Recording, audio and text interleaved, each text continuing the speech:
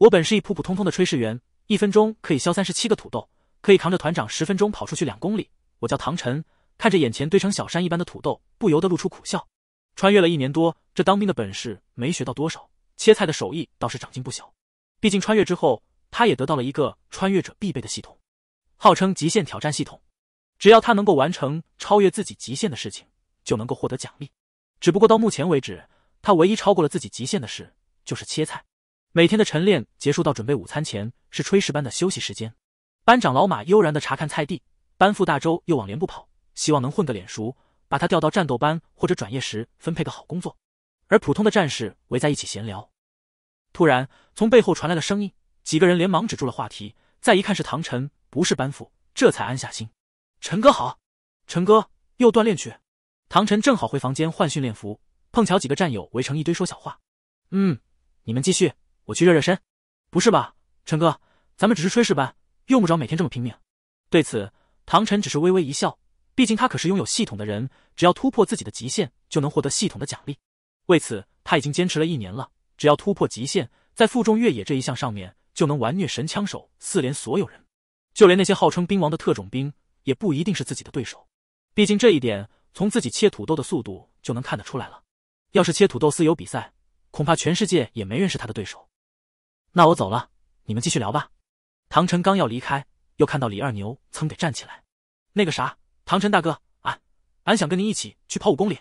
唐晨点了点头，这李二牛还真是跟电视剧里面一样，虽然憨了点，但是认准的是还真是跟牛一样，拉都拉不回。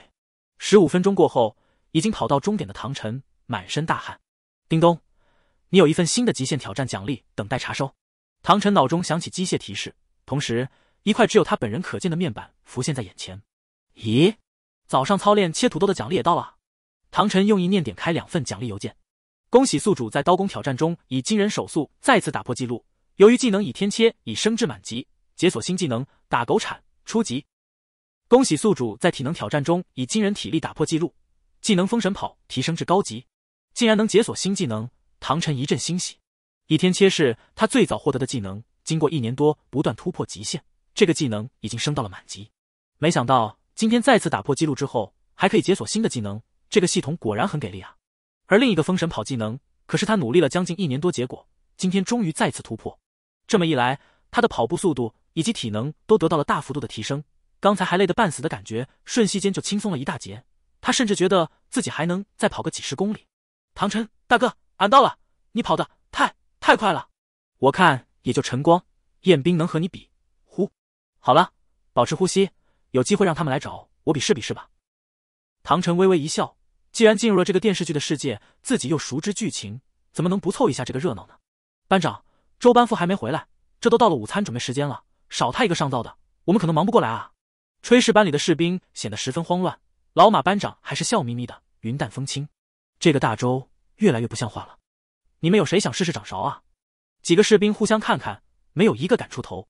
打杂、配菜、白案、主食、上灶、炒菜，这是炊事班的地位高低。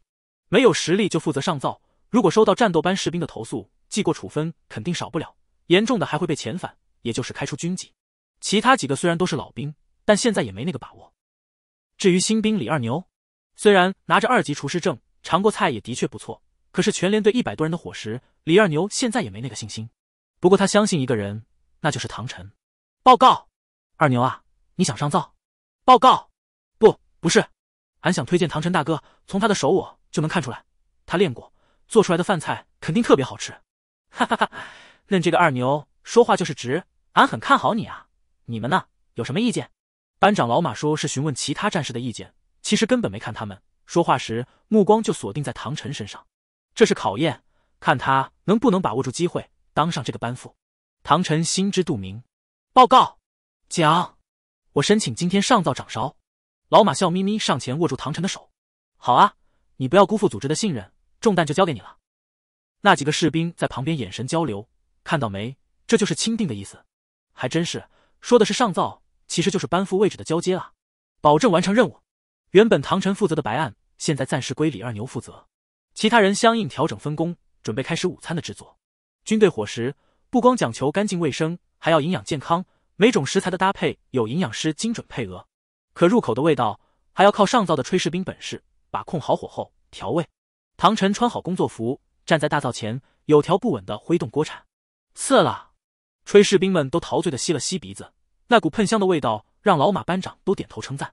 技能发动，打狗铲！战友们眼中，唐晨已经不是军队里掌勺的厨师，而是文艺汇演上泼墨挥洒的艺术家。行云流水的翻炒，一样样食材在大灶里翻滚起舞，每样菜肴都令人垂涎欲滴。红艳的麻婆豆腐撒着清脆的葱花，浓郁的鱼香肉丝挂着晶莹的芡汁，大块的土豆烧肉散发着诱人的香气。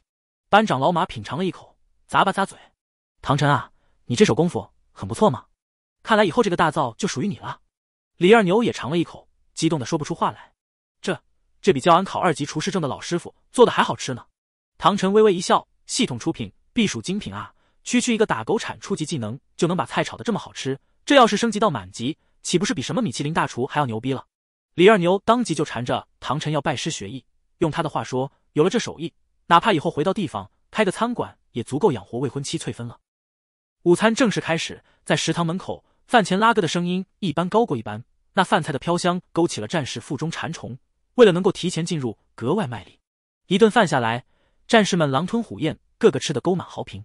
班长们笑着调侃老马，要去司务长投诉他，把饭菜做得这么好吃，战士们都撑得没法训练了。而知晓这顿午饭是唐晨的作品，战士们都致以热烈的雷鸣掌声。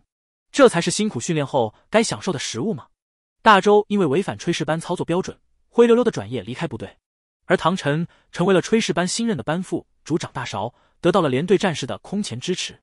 时间过得飞快，转眼1个月过去了，唐晨炒的菜越来越好吃，打狗铲技能也已经升到了中级。他做的菜受到整个连队的一致好评，就连康团长康师傅都天天找借口来这蹭饭吃。唐班副，你说俺们炊事班啥时候还能打星号去啊？李二牛一边学揉面，一边问着唐晨。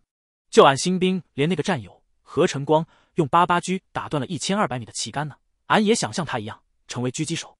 还有彦兵，他老是和晨光俩顶牛，俺真不懂，他听俺说完后咋那么生气，非说俺骗他，俺咋可能说谎了吗？俺是觉得他俩虽然都比俺强，可是俺也想做个好兵，以后当个狙击手，回去还能跟村里人，尤其是翠芬说道不是。唐晨瞟了他一眼，看得李二牛都愣住了。咋啦？俺又说错话了？唐晨不忍心打击李二牛，可他这股淳朴劲儿真是有点傻的天真，傻的可爱。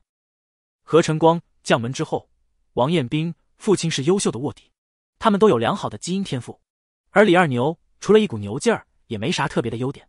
不过李二牛也就是凭着这一股牛劲儿，硬是在红细胞里面占了一个狙击手的位置。唐晨摇了摇头，没事儿，二牛，你很棒的，不比他们俩差。嘿嘿，俺就知道，唐班副你是最懂。哎呦呦，不行了，我肚子疼，要去上厕所。李二牛捂着肚子跑走，可是他才走没多久，就响起了凄厉的警报声。总算开始了。自打李二牛来到炊事班，唐晨就在等着这一天了。这是一次演习，红蓝两方对抗。自己想要进入作战部队，成为一名特种兵，最好的办法就是在演习中出点风头了。毕竟他可是知道剧情的，想要在红蓝对抗里搞点事，并不是多困难的事。李二牛果然如同电视剧里一样，在演习开始前出了岔子，等会就是紧急集合中误上了康团长的车，火线救出康团长。那时就是最极限的时刻。唐晨预计，如果在炮火覆盖里保护好康团长，那极限系统一定会给自己非常大的惊喜。嘟嘟嘟嘟嘟，紧急集合号吹响，炊事班全体集合，全体报数。报告，应到6人，10到5人，李二牛不在。报告班长，我知道他在啊，我去找他。老马班长虽然疑惑，但是也允许了唐晨的行动请求。正如唐晨预计，连部外，康团长刚推开车门，正在质问慌乱无助的李二牛。报告团长，神枪手4连炊事班副班长唐晨请求指示。哦，你就是4连的班副，我吃过你的菜，很不错。这个李二牛是你的兵，一起上来吧。是。唐晨拉起风中凌乱的李二牛，钻进康团长的车。原本宽敞的后座，现在因为挤了3个大男人而显得拥挤。紧张兮兮的李二牛更是让气氛变得尴尬。唐晨，我知道你在炊事班表现不错，4连都说你做菜好吃，有没有兴趣来团部做饭啊？唐晨笑了笑，刚想说话，被扭动的李二牛撞了一下。对不起，唐团长，不，康团长，不，唐班副。康雷的表情有些复杂，这样的新兵会是神枪手4连的？而李二牛还是在自言自语。完了，真打仗了，这可咋整？这可咋整？康雷的脸色更加难看。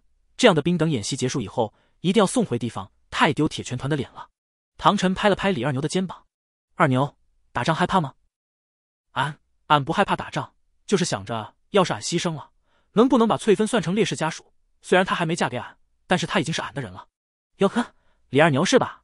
看不出来你这一脸老实巴交的，还有生活作风问题啊。”康雷的话让李二牛一下明白了自己刚才的话有很大的问题，慌乱解释道：“不是那样的，团长，俺的意思是，他父母和俺父母已经同意了，等俺从部队回去就能结婚了。”康雷被李二牛这个憨小子逗得把脸转向窗外，吭吭憋笑。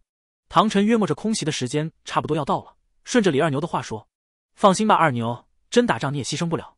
你现在和团长一个车，除非对方搞斩首行动，预备了空中炮火袭击，不然你现在是最安全的。”唐晨特意强调了斩首、空袭这两个字眼。果然，康雷不愧是战场上滚过的老兵，再加上对手蓝军是狼牙特战旅，范天雷一定会做这种突袭。车队停下，迅速隐蔽。康雷立刻下令，让整个车队进入周围的丛林隐蔽，防止蓝军空袭。而蓝军指挥部范天雷饶有兴致地看着屏幕，身后站着的陈善明也笑着说道：“康师傅什么时候变机灵了？好像知道我们要搞空袭一样。”“哈哈，可不能小看他，虽然带的是步兵团，不像我们是特战部队，可他脑子活，不是那么好对付的。那这次空袭斩首行动取消？”“别啊，他都等着我们这一炮了，不给他点声响，也对不起演习导演组啊。”“明白。”康雷的车队还没有完全隐蔽，就听到空中有战机轰鸣划过。还真来了！轰！空中的演习弹在地上燃起火苗，四周埋伏好的突袭特战队也在这一轮掩护下趁机斩首。哎呀妈呀！真打仗了！李二牛一牛当先，哒哒哒哒，朝着蓝军扫射。唐晨一看，这傻牛有傻福，还真被他扫到几个。可是康雷的情况却不太好，一条手臂躲避轰炸时受了轻伤，现在指挥警卫卧倒躲避。范天雷控制着无人机，实时观看着现场情况，看到康雷手臂负伤，车队瘫痪，警卫又抵挡不住特战队员的围歼，只有一个傻小子还在顽抗。5号，还是您筹划的周密，仔细计算好了一切可能，包括对方会察觉斩首行动的预案。陈善明这两句马屁拍的范天雷喜滋滋。特种部队的特点就是灵活、机动、渗透性强，特种作战也要发挥这一优势，预估敌方的可能动态，做好预案。斩他老康的手吗？应该只能算是一次小测验。第二次空袭准备，唐晨清楚地记得范天雷为康雷准备了2次空袭，也就是在第二次空袭后，逼得康雷差点自爆。现在特种部队的进攻态势暂缓，一定是接到命令，等待第二次空袭后的收割。团长，你看蓝军暂停进攻，是不是准备进行第二次空袭了？第二次空袭？康雷一愣。这一次全军演习，双方的战备资源都是有限的，受演习规则限制，蓝军的空袭次数极其有限。现在自己临近丛林，那并不是理论上的最佳空袭区，很可能会白白浪费一次机会。范天雷会舍得吗？如果是自己，会舍得吗？恐怕是舍不得的。唐晨，你干什么？放我下来！就在康雷大脑飞速运转的时候，被唐晨一把背在背上，朝丛林深处跑去，一边跑还一边喊：“二牛跟上！空袭来了！”康雷正要大骂，就听到丛林上空再次传来战机盘旋，蓝军真的发动了第二次空袭。第二次空袭炮火的覆盖范围半径为2公里，轰炸时间为3分钟。根据演习规则，轰炸时间结束时，所有处于覆盖半径内的人员都算中弹。这就意味着唐晨要在180秒内跑出2000米的距离，秒速11米，比短跑世界纪录还快。康雷大骂道：“唐晨，你放我下来！3分钟跑2000米是根本不可能的事，更何况我还有75公斤的负重。”蓝军这次准备的太充分，是我小看他们特战旅了，没有必要因为一场演习累坏了自己的身体。唐晨深吸一口气，能做到的，我可以做到的。技能封神跑高级发动。李二牛顿时感觉唐晨的脚下蹬起了一股旋风，随后看着唐晨的身影就像猿猴一样消失在丛林里。铁拳团，狭路相逢勇者胜。团长，班副，等等啊！范天雷的无人机无法进入丛林，但他能看到李二牛喊着口号朝着丛林深处跑去。这个李二牛想3分钟跑出轰炸半径，真当自己是头牛了？陈善明讥笑着，而范天雷却若有所思。刚才李二牛跑的时候还叫了谁的名字？我听好像是班副。把神枪手4连炊事班的档案拿出来，我要看看。是。不多时，陈善明就带回了炊事班的资料。范天雷打开了唐晨的档案，里面记录了唐晨在炊事班广受连队战士爱戴的事迹，除了能看出是个好厨子，体能优秀外，没有什么特别的。而家庭背景的部分更是十分干净。范天雷让陈善明收起资料，就是觉得哪里不太对劲。5号，按我说，你别胡思乱想了，这可是丛林，不比橡胶跑道，行进环境很恶劣，就是博尔特、刘翔来背着跑，也不可能逃出轰炸半径的。陈善明自信满满，等着3分钟以后，演习就可以宣告结束了。蓝军指挥室的指针滴答前行，3分钟转瞬即过，可并没有收到演习结束的通知。陈善明急了，立刻联络导演组。什么？铁拳团团长康雷并未处于覆盖半径？陈善明震惊的电话摔在地上，和同样懵逼的范天雷面面相觑。把康师傅背走的是特种兵苗子李二牛，还是那个做饭好吃的唐晨？与此同时，唐晨的脑中连续响起悦耳的系统声音。恭喜宿主在空袭轰炸中再次打破负重越野的极限，技能封神跑升级为满级。恭喜宿主封神跑技能升至满级，解锁新技能鸟不飞，又解锁一个新技能。唐晨心中一阵狂喜。唐晨，你过来，我要和你谈谈。唐晨正准备研究一下这个鸟不飞是什么技能，却被康雷团长叫住。臭小子，你坐在那发什么愣呢？嘴咧的和捡着狗头金了似的。康团长靠坐在树下，抱着受伤的右臂。唐晨嘿嘿一笑，并没有回答，而康团长却目光炯炯地看着唐晨。你到底是什么人？180秒越野负重，拖着2个人跑出至少2000米，这种成绩我却从来没听说过。你是谁？唐晨没有立刻回答，他在观察康雷的神态。从剧里可以看出来，康雷并不是拘泥小节、喜欢刨根问底的人。他现在虽然这么问，但未必是想知道真实答案，也许只是出于对手底下兵的关心。就像他明知道范天雷请他喝酒是为了挖走铁拳团的3个好苗子，可他为了新兵的前途，还是故意装醉，把人送进了狼牙特战旅。所以唐晨故意咧嘴一笑：我是一个兵，铁拳团的兵，狭路相逢勇者胜的兵。康雷被唐晨的回答弄得一愣，他想过很多种回答，唯独没想到唐晨会在这时候说出铁拳团的军号。应景又机灵的兵，这样的兵康雷他喜欢。报告团长，俺找到路了。李二牛侦察归来，口齿不清地汇报着。别着急，慢慢说。前面是一片开阔地，再往前就是大海了。俺们跑不出去了，要不俺们3个学狼牙山武壮士吧？没有5个，俺们仨也行，可不能给敌人当俘虏啊。李二牛的憨厚言辞让康团长捧腹大笑。哈哈，唐晨，这就是你手下的兵啊？逗死我了！不行，我不行了，你扶我去前面尿个尿。咋了嘛？团长你笑啥嘛？你放心，有俺和唐班副在，肯定不会让你当俘虏的。李二牛话音刚落，就听到丛林外有人呼喊着团长康师傅的声音，是指导员的声音。此时此刻，神枪手4连和猛虎6连正式汇合，在这片丛林里展开拉网式搜救。王彦斌凑到何晨光旁边说，你说是不是牛哥疯牛病又犯了，把团长给背跑了？我看有可能，不过情报里不是说跟着他和团长的还有一个炊事班班副吗？你们俩不好好搜救，在这里聊什么闲篇儿？指导员弓箭既是神枪手4连的指导员，也是新兵连的负责人，所以王彦斌和何晨光都不敢再多说话。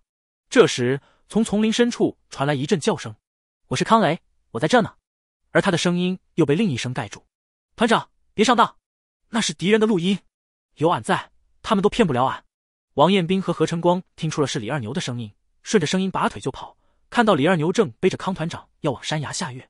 何晨光后发先至，飞身捉住李二牛的双臂，然后他自己的腿也被王彦斌拉住。可即便是这样，也没能止住李二牛和康团长2人的坠势。就在他们几个人都要到体力的极限时，突然被一股巨力牢牢抓住。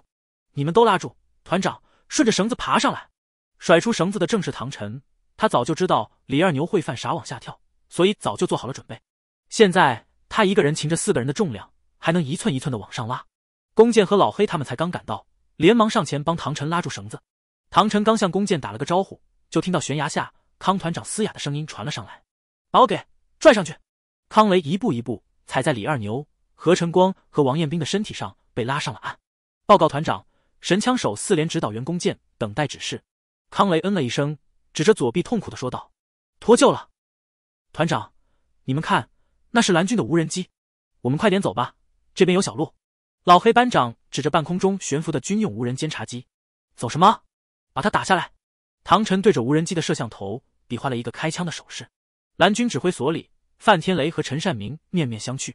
他想做什么？打落无人机？别开玩笑了，我们用的可是最新研发的无人机，自带智能芯片，摄像头可以计算出受击弹道，自主规避炮弹袭击。陈善明将这架无人机的特性说得清清楚楚。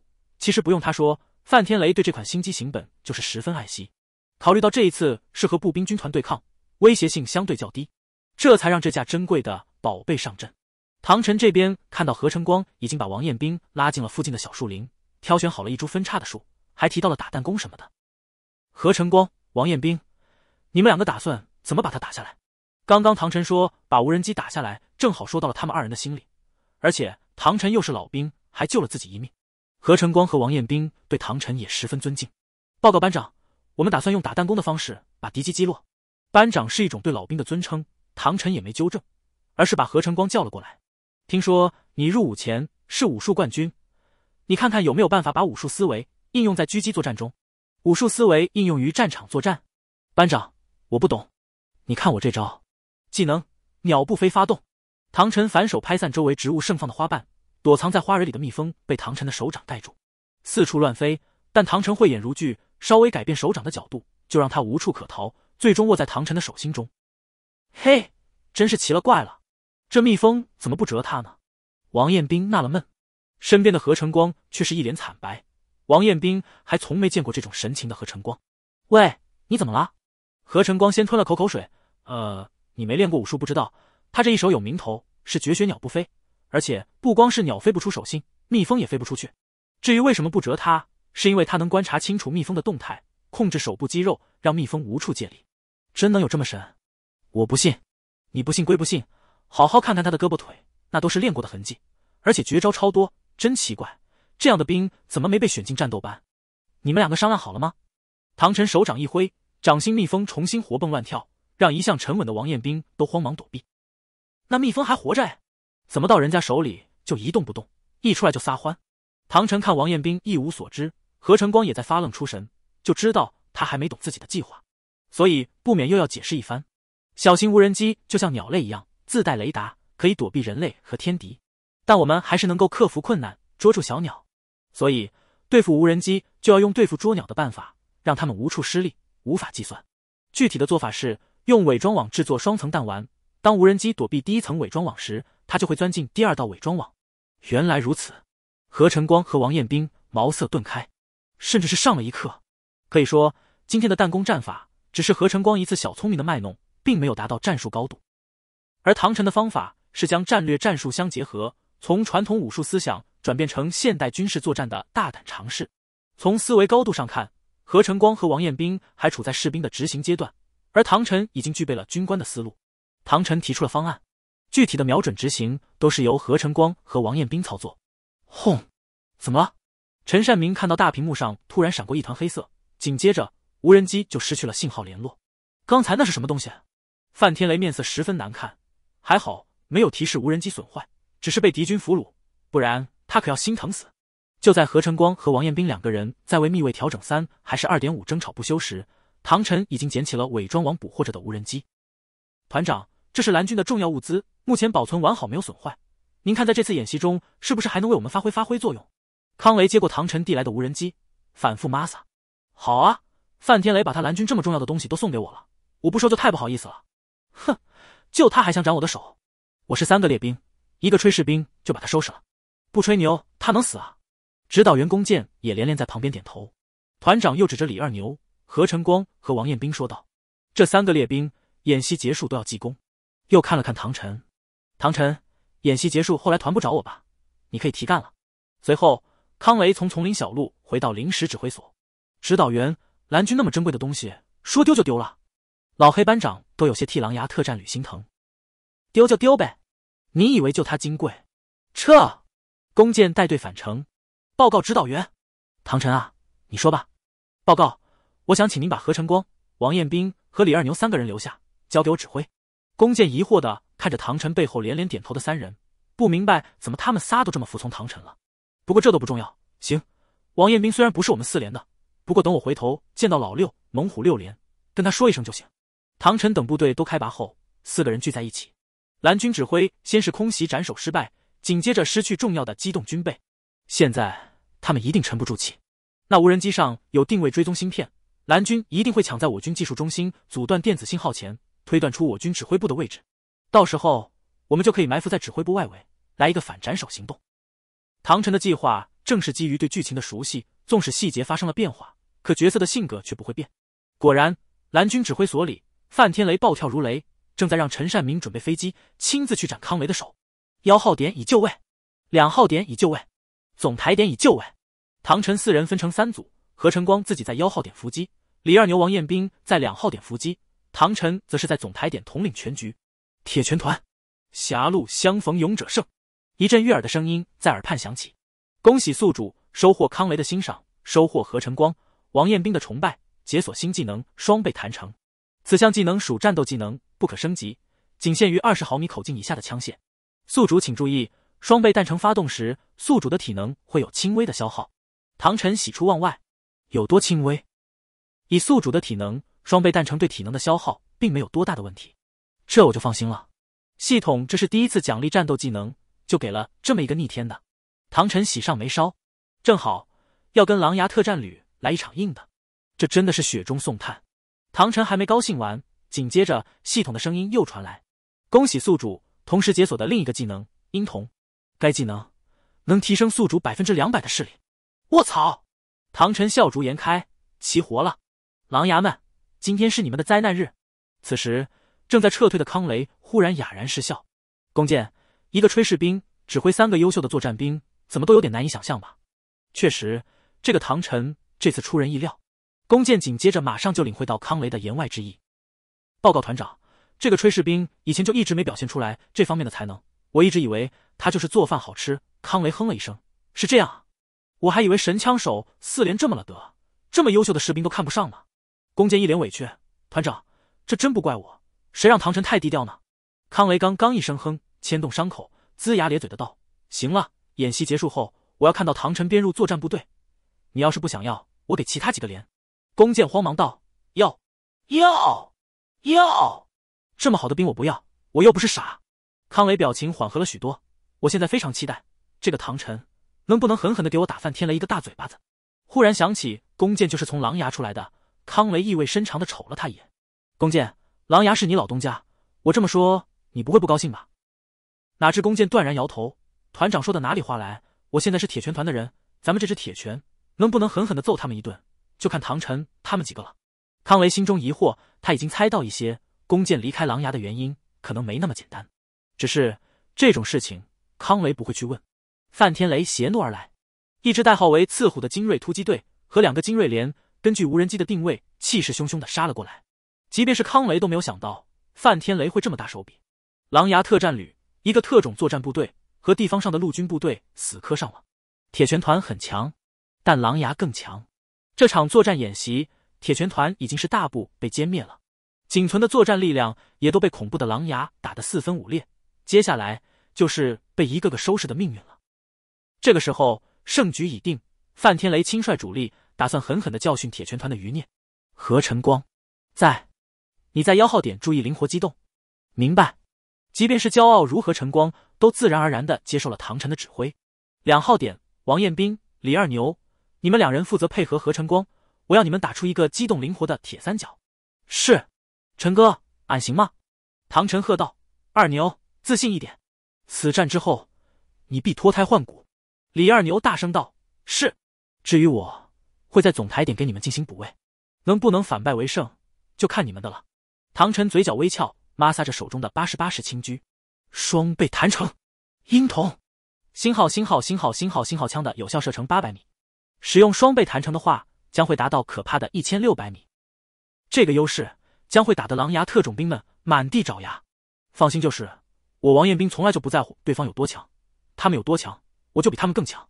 何晨光没好气的笑道：吹牛逼谁不会啊？何战友，你懂不懂？这是鼓舞士气。那我们就拭目以待，看看谁干掉的敌人更多，谁输了就给对方洗一个月袜子。赌了。李二牛喃喃的道，都是自家兄弟。王彦斌和何晨光异口同声，闭嘴。通话终端里传来唐晨的声音，二牛总跟我说你们俩很牛逼，说你们就是天生的兵王，我以为你们还不错，能跟我一起干狼牙，可我看你们怎么跟乌合之众似的，大战在即，在这斗嘴。唐晨的语气并不如何严厉，但何晨光等人却感受到一股强大的压力。一个炊事班的班副竟然有这样的气场。何晨光和王彦斌都是跳脱傲气的主，可在唐晨的呵斥下，居然生不出反抗的念头。保持放松，提高警惕，我们很快就有仗打了。这是一场硬仗，狼牙很可能会出于报复，出动较多的人，所以我要求你们3个人都要有独当一面的能力。什么是铁三角？一共3个角，每个角都要成为攻击敌人的核心。同时一定要牢记，无论哪个角作为主力，另外2人都得打好配合。这个铁三角的阵型，就看你们今天能做到什么程度了。王彦斌忍不住问道：班长，你待在炊事班太屈才了，演习结束后来我们。何晨光冷哼一声，神枪手4连才是铁拳团的主力核心，班长要去也是去我们4连。何战友，你是不是什么都要跟我争一下？我说的是事实。班长去6连，屈才。王彦斌停顿了几秒，好吧，我也承认，确实屈才，要不我申请调你们4连去。何晨光哈哈一笑，那你们6连长肯定会抓狂。注意，敌人已经来了，1号点，4点钟方向，注意。哒哒。何晨光还没来得及反应，唐晨已经率先开火了。88式轻狙2发的点射，一名排头兵身上的感应器震动，散发出一股蓝烟。阵亡了。排头兵懊丧地朝着空气挥舞了一下拳头，周围的几名士兵全都迅速趴地，借助地形来隐藏自己。有狙击手！我的天，这 TMD 在什么地方开的枪？这个距离不可能啊！只能解释为榴弹。我们跟铁拳团用的是相同的88狙，打不到这么远。那小凳子也太倒霉了。我们的狙击手呢？快过来，教训一下铁拳团。另一边，何晨光和王彦斌、李二牛是真愣住了。唐晨在他们的后方，距离对方的排头兵更远，怎么做到的？运气吗？3人都是震撼到了。我的天，这是什么样的枪法？我突然觉得把唐晨塞到炊事班的人应该上军事法庭。何晨光忍不住自言自语。枪声不断，到了后头，唐晨找到了感觉，不再2发点射，而改为单发。对面的狼牙根本没有半点的心理准备，他们完全想不到在这样远的距离，对方的88式轻狙能打到他们。可现实是残酷的，几乎每2发子弹就击毙一个，干脆利落。什么情况？为什么不冲？陈善明气得毫无风度地咆哮起来。K 神，小绵羊，你们是吃猪食长大的吗？你们还是狼牙的王牌狙击手吗？被地方部队的狙击手压着打。虎刺突击队一共就15个人，其中 K 神和小绵羊这2个狙击高手都分在了虎刺，可见这个突击队有多被看重。少校，我观察到对方的星号有问题，对方至少在1400米的地方。88式轻狙的有效射程为800米，这个距离根本不可能做到100发100中，因此我断定铁拳团作弊了。说这话的是小绵羊，因为长得酷似某个流量明星，得了这么一个外号，但其狙击水平却是狼牙特战旅里能排名前5的高手。连小绵羊都这么说了，陈善明半信半疑。康师傅不可能做这样的事，我了解他。小绵羊迟疑了一下，但这是事实。为了公平，我们和铁拳团的武器都是同样的88狙。说话间，一旁观察了很久的 K 神开枪了。一声叹息 ，K 神扭头道：“小绵羊说的对，对方的射程远在我们之上。”话音刚落，一声枪响 ，K 神一震，头盔上的感应器发出嗡声，蓝烟腾起。K 神瞠目结舌，我被狙掉了。陈善明脸色铁青，康师傅敢作弊。K 神沮丧的道：“小绵羊，给我报仇！”陈善明佝偻着身躯，趴得更低。他可不想被莫名其妙的干掉。让吕连带队发起冲锋。万伯涛，你率虎刺跟着吕连一起，我只给你们10分钟时间解决战斗。是。终于发起冲锋了。唐晨咧嘴一笑，这都在他预料之中。何晨光、李二牛、王彦斌，你们仍然保持铁三角阵型，向我这边移动，由我给你们掩护。是。没有多余的废话，何晨光等3人且战且退，有唐晨神一般的枪法掩护，他们即便加起来只有4人，却仍打得有声有色。狼牙一个个的被击毙，却始终没能干掉一个敌人，这让所有狼牙都郁闷的吐血，仿佛信心遭受着在地上摩擦的屈辱。到底谁才是特种兵呢？陈善明限定的10分钟解决战斗成了笑话，唐晨就好像成了一个挥舞着镰刀的死神，不断的收割着人头。何晨光、王彦斌2人的实力也绝对不差，他们也给狼牙们上了印象深刻的一课。3人小组中的李二牛虽然最弱，但这小子韧性足，越打越有信心了。这一仗对李二牛来说确实如同脱胎换骨。此时在战场的另外几个地方，情况跟这里正相反，铁拳团被狼牙虐得死去活来。这场仗铁拳团输得这么惨，也是康雷没有想到的。这支标准的陆军作战部队是全师的精英部队，却干不过狼牙。狼牙的实力得到了最有力的证明。演习已经接近尾声，但弓箭领着一个排的精锐护着康雷转移，始终支撑着指挥部没有被端掉。团长，狼牙那边的人数不断减少，您快看。在休息的时候，弓箭通过个人终端发现狼牙的兵员数字在减少。康雷苦笑道，应该是唐晨、何晨光他们几个干的。弓箭喃喃道，真没想到唐晨居然还有这能耐，要早知道他这样牛逼，我早就调他进作战部队了。现在呢？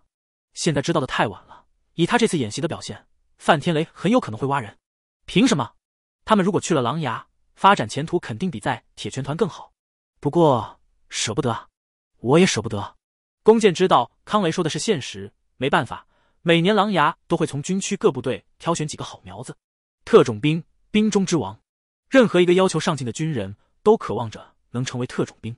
狼牙是全国特种部队当中的佼佼者，除了那2个最神秘的顶级特种部队之外，狼牙是最好的选择。康雷忽然笑道，没啥舍不得的，都是为国效力。就你大方。弓箭督农，我还是舍不得。何晨光、李二牛、王彦兵，加速向南撤退，敌人的网撒开了。明白，明白。唐晨知道差不多了。对面的毕竟是狼牙，战斗力非常强，要不是自己新获得了婴童和双倍弹城的技能，根本不可能抵挡上百号狼牙。是时候冒个险了，兄弟们，待会儿你们南我北，懂我意思吗？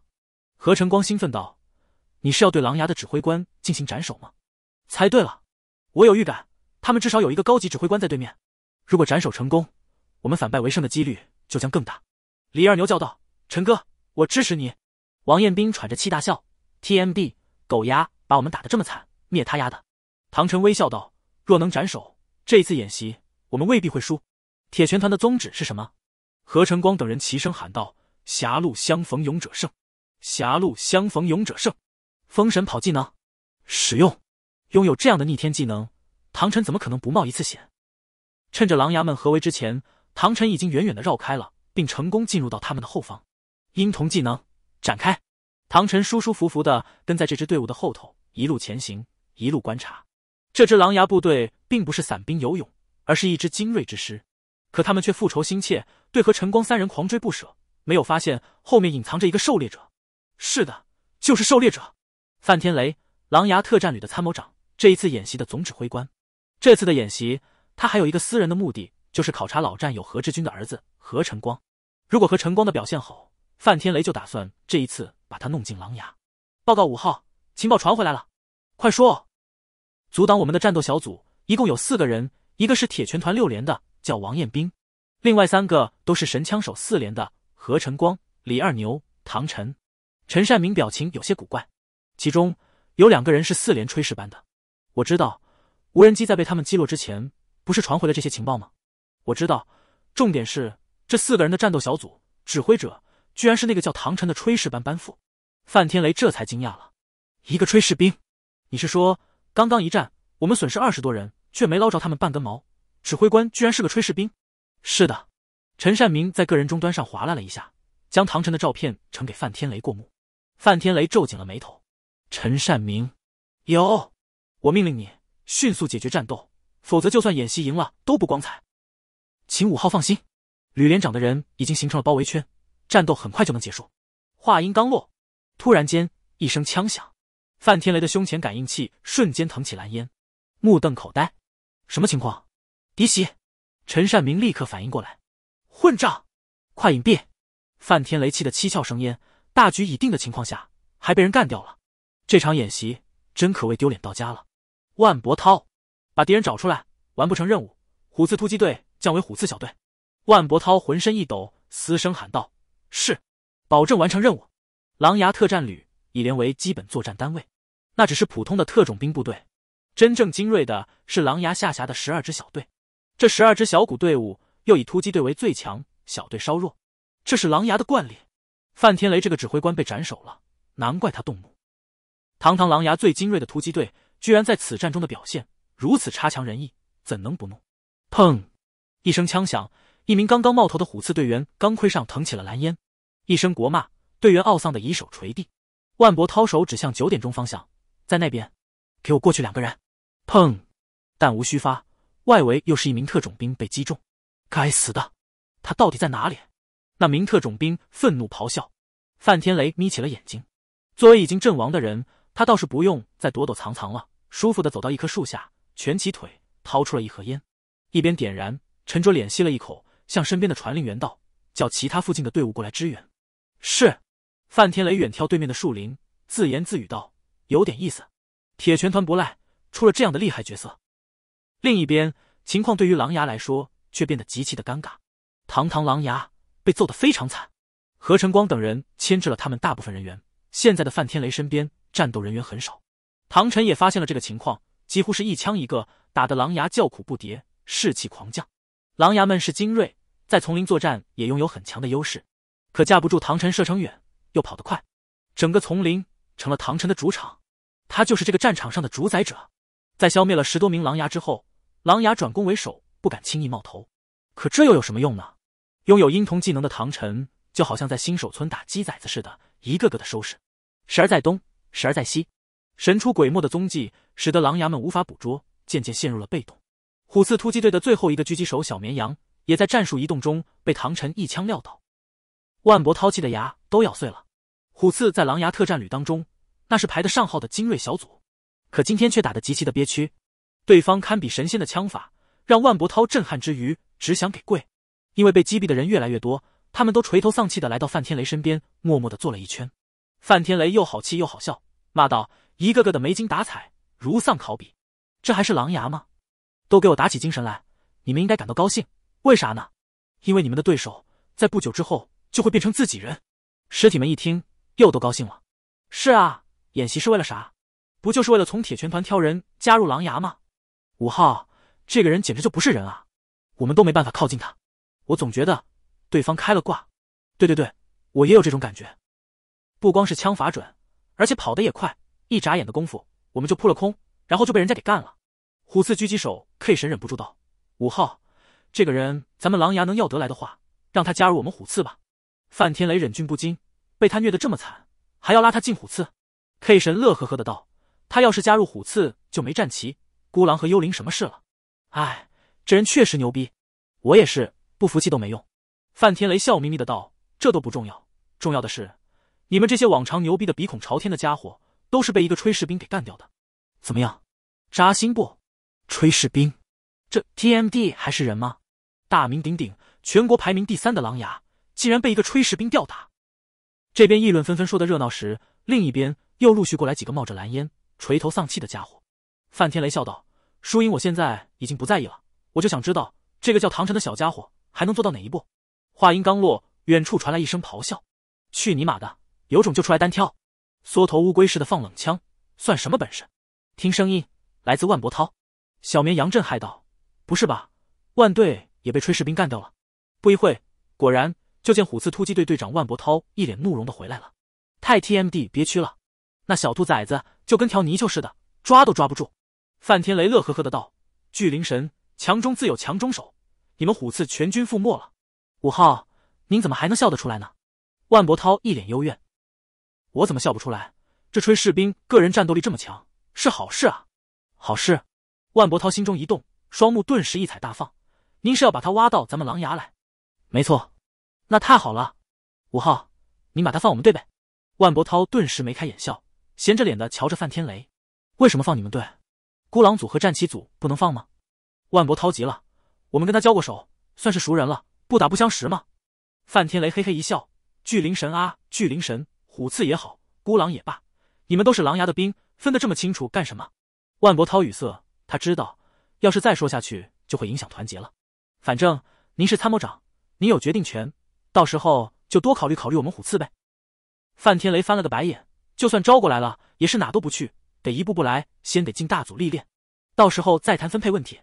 万博涛连连点头：“5号，您这个法子挺公平。”转过头，万博涛朝着虎刺队员们一脸严肃的叮嘱：“待会儿跟人家说话，记着要客气点，听明白没有？”是。K 神幽怨的道：“那个炊事兵这么逆天，以后进了虎刺，群地位一啊。”小绵羊跟着道：“可不是，那家伙是玩具高手。你把这叫高手？人家玩具的技术足以封神了。正说话间，二连吕连长哭丧着脸，冒着蓝烟的回来了。众人哄堂大笑，笑笑笑，你们还有没有一点羞耻心？二连和虎刺突击队被虐成狗了都，这家伙都成精了，怎么都锁定不了他，反而被他牵着走，人家就跟上山打猎似的，把咱们当野猪打了，真丢人。万博涛笑道：老吕，别不开心吗？等以后那家伙成了我们狼牙的一员，大家都是战友，就不用尴尬了。这话一出，吕连长果然马上转怒为喜。真的吗？真的吗？万博涛笑道：当然，5号刚刚亲口说的。一片欢腾。这种情况要是唐晨看到了，一定会笑栽了。这哪里是吃了败仗应该有的表现啊！另一边，唐晨换了一支缴获来的95式自动步枪，88狙已经打光了子弹，无论何种枪械，只要是20毫米口径以内的，双倍弹程技能都有效。另一边，萧山小队和3连已经驰援而至。唐晨没选择继续硬碰硬，提前一步撤离，寻了个稳妥的地方休息，补充食物。唐晨看了一眼自己的个人终端，狼牙的兵力还有150多人，而铁拳团只剩22人，这个差距非常的大。可以说铁拳团已经早就输了，但此时的唐晨已经击毙了50多名特种兵，这样的战绩足以傲然于世。狼牙被他收拾得服服帖帖，一点脾气都没有。此时狼牙的萧山小队和3连还在搜索目标，却不知唐晨已经流窜到了10公里之外，舒舒服服地吃起了午餐。行军时的单兵口粮，唐晨这个厨艺高超的家伙是不怎么碰的。除了黄桃罐头之外，还有唐晨自制的牛肉煎饼。压缩饼干的口味没得挑，味如嚼蜡，唐晨连包装都懒得拆。正补充能量时，系统的声音忽然在耳边传来：恭喜宿主，您的枪法提升，获得新技能枪斗术高级。枪斗术？那不是虚构的吗？唐晨愣了一下，他知道枪斗术，影视题材、小说以及动漫里的东东，是枪术、体术和剑术融为一体的强悍能力。通常枪斗术分为几种，一种是快速，包括快速拔枪、快速开枪、争夺先机；还有一种是火力压制，利用自身精准的判断和走位，躲避子弹并开火压制对方。另外就是以格斗为主的枪斗术，藏枪于身，在近身格斗时突然使用枪械置人死地。难道这已经成为了现实吗？唐晨感到不可思议。在这一瞬间，唐晨忽然觉得整个人就好像突然进入到一个全部纯白色的空间里，不知道多少奇怪的信息就那么直接向大脑输送。时间仿佛在这一刻停顿了，也许就是1分钟，也许是1个小时。唐晨突然间苏醒过来，他豁然站起身来，惊讶地握紧了拳头。这就是枪斗术！这种奇怪的技能让唐晨怎么都没有想到，世界上还有这么神奇的东西。枪法精准提升，开枪速度提升，体能提升，格斗能力提升，这还不足以让唐晨震撼。最震撼的是，唐晨的战斗技能，例如封神跑、秒不飞、双倍弹程、婴童，竟通过枪斗术技能同时获得了一些提升，这才是最奇怪的。一个枪斗术技能居然影响了其他的技能。技能：倚天切满级，打狗铲中级，封神跑满级，鸟不飞初级，双倍弹程不可升级，婴童不可升级，枪斗术高级。枪斗术在手，让唐晨精神大振。休息了一会儿之后，唐晨再次展开了狩猎之旅。何晨光、王彦斌、李二牛，你们现在是否安全？唐晨打开了个人终端，许久都没有回音，唐晨便知道他们3人都阵亡了。阵亡的同时，个人终端就会自动切断信号。唐晨内心有些遗憾，何晨光他们3个的个人实力还是不错的，在狼牙的围捕下还能坚持到现在。他们可没有系统。事实上，唐晨刚才在考虑要不要继续下去，这只是演习而已，自己如果表现得太厉害了，会不会招人妒忌？如果停下来，以自己的表现进狼牙也绝对够资格。可是这个系统就叫极限挑战系统，也就是因为这，唐晨觉得自己还是有必要去挖掘系统更多的秘密。唐晨，我是康雷。唐晨，我是康雷。个人终端里传来了康雷的声音。团长，是我，请说。康雷爽朗的笑声传来。唐晨，你做得不错，你的表现非常好。怎么样，还能不能再战？不能就别勉强。唐晨笑道，没问题，等着瞧好吧，我准备把狼牙全灭了。不吹牛逼，能死啊！个人终端里传来弓箭的声音。唐晨哈哈笑道，刚刚说话的是4连攻连长吧？怎么，我一个炊事兵抢了作战部队的风头，龚连长不爽了。你，龚建喝道：“你要是能单挑整个狼牙，我帮你洗1个月的袜子。”这可你说的。团长给做个证。康维狐疑道：“唐晨，你别盲目自信，注意安全。虽然是演习，但往年的演习也有人员受伤而不得不退役。你，团长请放心，我若认真起来，鬼神都要退避三舍。”好，这才是我们铁拳团的勇士，加油干 ！OK， 狼牙人才济济，肯定会有高手破解铁拳团的个人终端，锁定我们的定位，通话结束就换地方。唐晨是真的认真起来了，他迅速展开封神跑技能，远离了休息地。枪斗术技能获得之后，封神跑也跟着有所提升，唐晨已经感受到了。没过多久，他就遇到了一个狼牙的3人小组。唐晨毫不犹豫的开火，在干掉1人之后，另外2人急忙卧倒还击。唐晨打一枪换一个地方，没有半点拖泥带水，直接远遁而去。半小时后，唐晨击毙12名狼牙，堂狼牙被他耍得团团转，就是没有办法锁定唐晨。打到现在，惊动了南东军区的副司令员郎持重。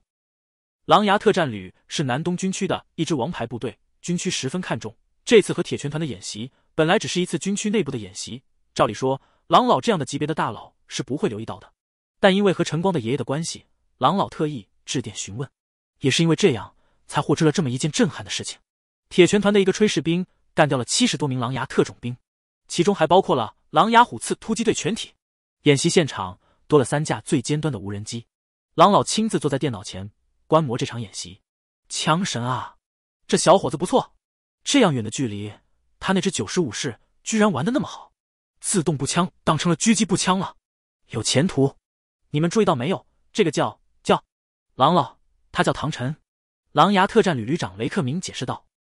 哦，对，唐晨，这小子在丛林里的速度简直跟猎豹似的，太了得了。我看啊，单看个人作战能力，他能比龙魂和天卫的特种兵更胜一筹。那今年年底全国特种兵大比武，咱们狼牙可以有机会超越天卫和龙魂喽。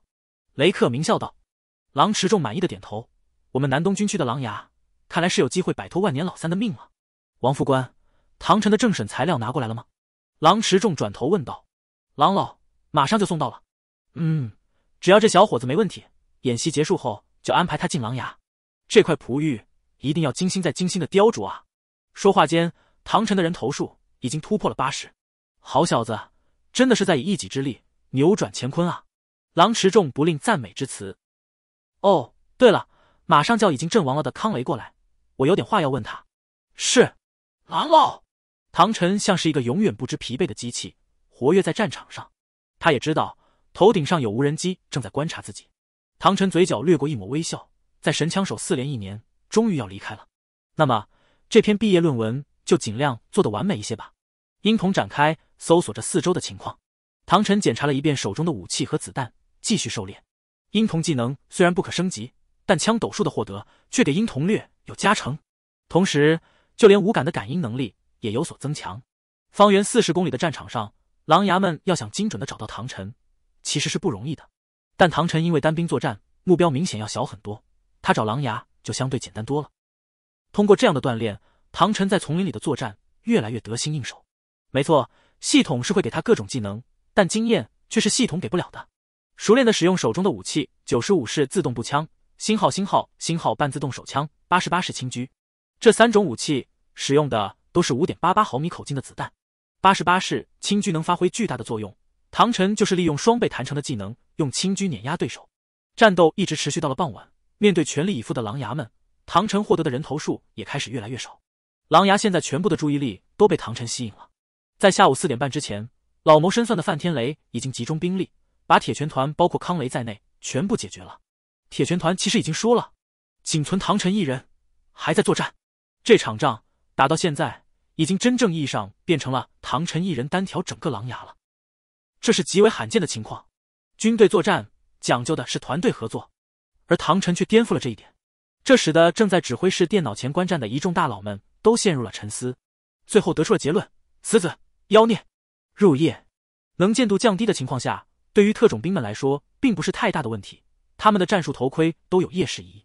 狼牙的战术头盔夜视仪可识别300米外的热成像目标，还可兼容激光照准器，即利用热成像进行目标探测，并用激光技术进行目标识别，在低光照甚至完全黑暗的环境中，帮助使用者有效地观察战场。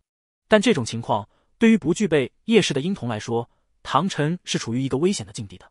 这相当于少了一个作弊器，而且战术头盔的热能影像将会使得敌我双方都无所遁形。还剩76个了。唐晨现在的心态非常放松，夜战他没经历过，这是一次很好的锻炼机会。另一边，已经完全撤出战斗的铁拳团也已经聚集到了作战指挥部。铁拳团的军官们每一个都是兴致昂扬，虽然被狼牙灭了，但唐晨已经给他们挽回了面子。这一次真正丢面子的是狼牙，因为演习中阵亡了，就无法联络到唐晨，他们也只能等消息了。进入晚上之后，无人机也无法拍摄，就只能是紧张的等待。每个人都在期待唐晨到底能不能挺过这一夜。此时在军区指挥部，康雷已经被召唤到了。报告，铁拳团康团长到了。郎池仲嗯了一声，让他进来。康雷一进入，就见狼牙的旅长雷克明以及多名狼牙高层虎视眈眈。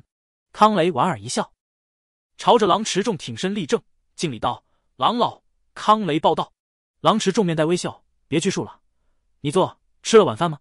路上随便垫吧了点。你手怎么回事？谢谢郎老关心，没事，脱臼了，小事。要不要叫卫生员看看？不用，谢谢郎老关心。”郎池仲忽然板起了脸，表情瞬间严肃：“康雷，你们铁拳团出了这么一个人才，我想知道为什么这样一个人不在作战部队，而是在炊事班？你们铁拳团已经这么厉害了吗？这样的人才你都看不上？”康雷背后渗出冷汗，郎池仲的这番话再明显不过。康雷急忙道：“郎老，您又不是不了解我，我任人唯才，举贤不避亲，我康雷行得正坐得端，从来不干亏良心的事。不过我也有责任，没有发现这么一个人才，识人不明，是我的错。”郎池仲沉着脸：“康雷，我相信你的为人，但你的手下呢？你能保证唐晨不是因为得罪了谁被派去炊事班？”康雷不假思索：“郎老，我绝对信任我的下属，他们都是正派的军人。”郎池仲脸色缓和下来：“坐下来说话，你还是伤员里。”康雷知道郎池仲就是这么一个耿直的人，对你有什么不满意的，直接就吼，吼完就没事了。是。雷克明亲自把椅子给康雷端了过来。老康啊，可以啊你，这次演习我们狼牙在你的兵手里栽了大跟头啊。康雷警惕地看了他一眼，道：“侥幸而已。”雷克明笑嘻嘻的道：“其实是这样的，我们狼牙的实力，老康你也是清楚的，特种部队里边，我们狼牙和天卫、龙魂是全国前3的，这样一个好苗子，不让他来狼牙，未免太可惜了，你说呢？”康雷没好气的道：“当我面挖墙脚，我有说我会放人吗？虽说每年狼牙都会从铁拳团捞人，但那是康雷配合。康师傅人品好，识大体。在我市特种兵粮里面，康雷为了何成光、王彦斌和李二牛的前途，假装喝酒误事，放走了3颗好苗子。但康师傅其实心疼的滴血。你们狼牙想要人，其他人随你们挑，唐晨没商量。”康雷斩钉截铁。第92个。唐晨笑眯眯的起身，背起88式，提着95式自动步枪，拉开和对面的距离。无差别机枪扫射，子弹嗖嗖的从深州掠过。这一波狼牙的反击相当凌厉，唐晨差点 game over 了。狼牙们在丛林里大喊大叫着，一边发了狂般的追击，一边用个人终端联络其他人，企图包围唐晨。他们确实要疯了，狼牙从来没打过这么惨的仗，他们是真正上过战场的部队，狼牙的名气在全国名列前茅，训练也相应的非常艰苦。常常说平时多流汗，战时少流血，今天这一仗，他们平时的汗都白流了。该死，那个火头兵怎么跑得那么快？他长翅膀吗？在扑了一个空之后，狼牙们都气得不行了。妈的，那牲口还是人吗？听说了吗？5号准备在演习后跟铁拳团要这个火头兵呢。这样啊，那就是说那小子以后就是咱们的战友了。可不是咋地。都听着，就算他真的以后来我们狼牙，现在还是不能放过他。这一仗事关狼牙的荣誉，你们也不想狼牙被一个炊事兵看扁了吧？不想，不想，那就干掉他，干掉他！军区指挥部，康雷涨红着脸，梗着脖子，像一只斗鸡似的，死死地盯着雷克明。狼牙想从我手里捞人，不可能！这次你就是说破天去，我都不答应。试问谁不想自己的队伍强大，能争夺荣誉？狼牙是好，资源多，铁拳团是比不上。但是王侯将相，宁有种乎？铁拳团难道就不能训练出一支特种兵小队？康雷在几个小时前还没有这个念头，但在看到唐晨直到现在还坚持着作战，还在为了铁拳团的荣誉孤军奋战，康雷心中已经发生了巨大的转变。神枪手4连的弓箭不就是从狼牙出来的吗？铁拳团里还有很多人才，凭什么就不能组建一支特种部队？康雷转头望向狼池众，动情的道：“狼老，请给我一个机会。今年我不想放人，我只要1年，1年之后，我铁拳团一定会给狼老、给南东军区一份满意的答卷。我不想铁拳团变成狼牙的培训基地。”狼池众表情严肃，眉头微蹙：“小康啊，我知道你的难处，也知道你的野心，我能理解。不过，你要以大局为重啊！年底就是全国特种兵大比武，我希望这一次我们军区的狼牙能向前迈进一步，拿下龙魂，争夺第2名。”康雷执拗的道：“狼老，狼牙能做到的，我们铁拳团也能做到。”狼池众迟疑了一下，慢吞吞的道：“你想就凭着唐晨一个组建一个新的特种部队？”对。狼池众叹了口气：“小康，最多半年，半年后我要看到成绩。”谢谢狼老。康雷激动得满眼的泪花。男人都有野心，区别只在大小而已。铁拳团神枪手4连，那是抗战时期起就建立起来的部队，拥有无数的荣誉，是一支拉出去就能打仗、打胜仗的铁军。这样的荣耀，康雷不敢扔。叮！恭喜宿主击毙100名特种兵，系统奖励新技能夜行。夜行这个名字太怪了。此技能打开，可以使宿主在黑夜中的视觉和白天一样，该技能无法升级。卧槽，原来这么屌，简直是为我量身打造。唐晨顿时兴奋，有了这样的逆天技能，打赢这一仗还叫事儿吗？夜行开启，霎时间唐晨的眼前就如同白昼一般亮堂。唐晨倒吸了一口凉气，我的天，这个技能太牛逼了！唐晨足足待在原地好半天，眼前的景象真的太神奇了。关掉夜行技能，又恢复了正常。打开，就好像开了一盏巨大的灯一样，四周都亮如白昼。放眼望去，他便看到了敌人的踪迹。因为是晚上，狼牙们根本不会像白天那样隐藏自身，他们认为自己看不到的范围，唐晨肯定也看不到。他们谁能想到，唐晨是个开了挂的家伙。双倍弹城，婴童，夜行。唐晨举起了手中的88式轻狙，扣动扳机。砰的一声枪响，对面那人身上一震，感应器闪烁，蓝烟腾起。操！那个炊事兵在附近，大家注意，抓住他！大家上啊！他们都以为唐晨就在最多几百米的地方，晚上能开枪精准命中目标，距离肯定不会太远。尽管他们无法解释为什么唐晨没有出现在热能影像上，但此时此刻已经顾不上那么多了。而他们根本不会想到，唐晨跟他们的距离足有1300多米。砰！又是一枪，命中一名最积极的狼牙。怎么会这样？为什么 ？TMD 炊事兵开挂了啊！这不科学！我们的夜视仪为什么捕捉不到他？我们看不到他，他怎么可能看到我们？狼牙们炸了窝！夜行技能展开，一切尽在掌握。唐晨从从容容地穿行在黑夜之中，开枪射击。这种在晚上能产生绝对优势的情况下，他感觉自己分明就是在欺负人，有点胜之不武的味道。个人终端上显示，狼牙只剩48人了。这样打下去，根本都用不着天亮，胜局已定。没意思，唐晨杀得索然无味，索性打开了个人终端的自我定位。一声轻咳，唐晨的声音出现在公共频道：“我是铁拳团的唐晨，现在我打开了自我定位，你们的个人终端上就能找到我的位置。”军区指挥部里，所有的军方高层全都傻了眼。他这是要自我放弃了？狼牙特战旅旅长雷克明一脸迷茫。紧接着，个人终端里继续传来唐晨的声音：“你们太弱了，我希望你们狼牙能给我一点压力，然后来抓我吧。”军区指挥部里一下子就沸腾起来了。嚣张，太嚣张了！这是有多牛逼，多自信啊！狼老，雷旅长，我们孤狼组想试试他的成色。森林狼，你还是安分一点吧，这不合规矩。说话的这个大个子就是孤狼突击队的队长森林狼耿继辉。可是那小子太狂了，不收拾了他，狼牙的脸还往哪放？雷克明冷着脸，规则就是规则，谁说了可以为了所谓的面子就肆意践踏规则的？再说了，狼牙今天惨败，还有面子可言吗？哈哈，大笑出声的是康雷。唐晨这个逼装得好，康雷高兴坏了，他就喜欢这种既有实力又不可一世的兵。谁还没年少轻狂过？康雷心中的那个爽简直是要疯了。雷克明丢了个白眼过去：“你笑个屁！”康雷知道雷克明不爽，也不计较，得意的道：“我的这个兵太给我长脸了。有些人啊，吃不到葡萄就酸喽。雷克明咬牙道：“要是年底的全国特种兵大比武，你们没取得好成绩的话，唐晨这个兵可就属于我们狼牙了。”康雷一怔：“你还是操心操心你的狼牙吧。”这场夜战结束的非常快，最后狼牙仅剩4个人，这场仗再也没有打下去的必要了。人家一个直接干掉了200多个，一共40平方公里的演习场地，唐晨成了战场的主宰。他干掉的可不是普通的兵，而是其中包括了2支精锐特种兵小组的狼牙。这些人随便拉一个出去都是兵中强者，可在唐晨的面前却跟小孩似的不堪一击。演习结束了，参战的每一个狼牙都垂头丧气，被虐了谁都高兴不起来。这场演习惊动了整个南东军区，唐晨这个名字在南东军区瞬间就爆火了。什么人能有这么强悍？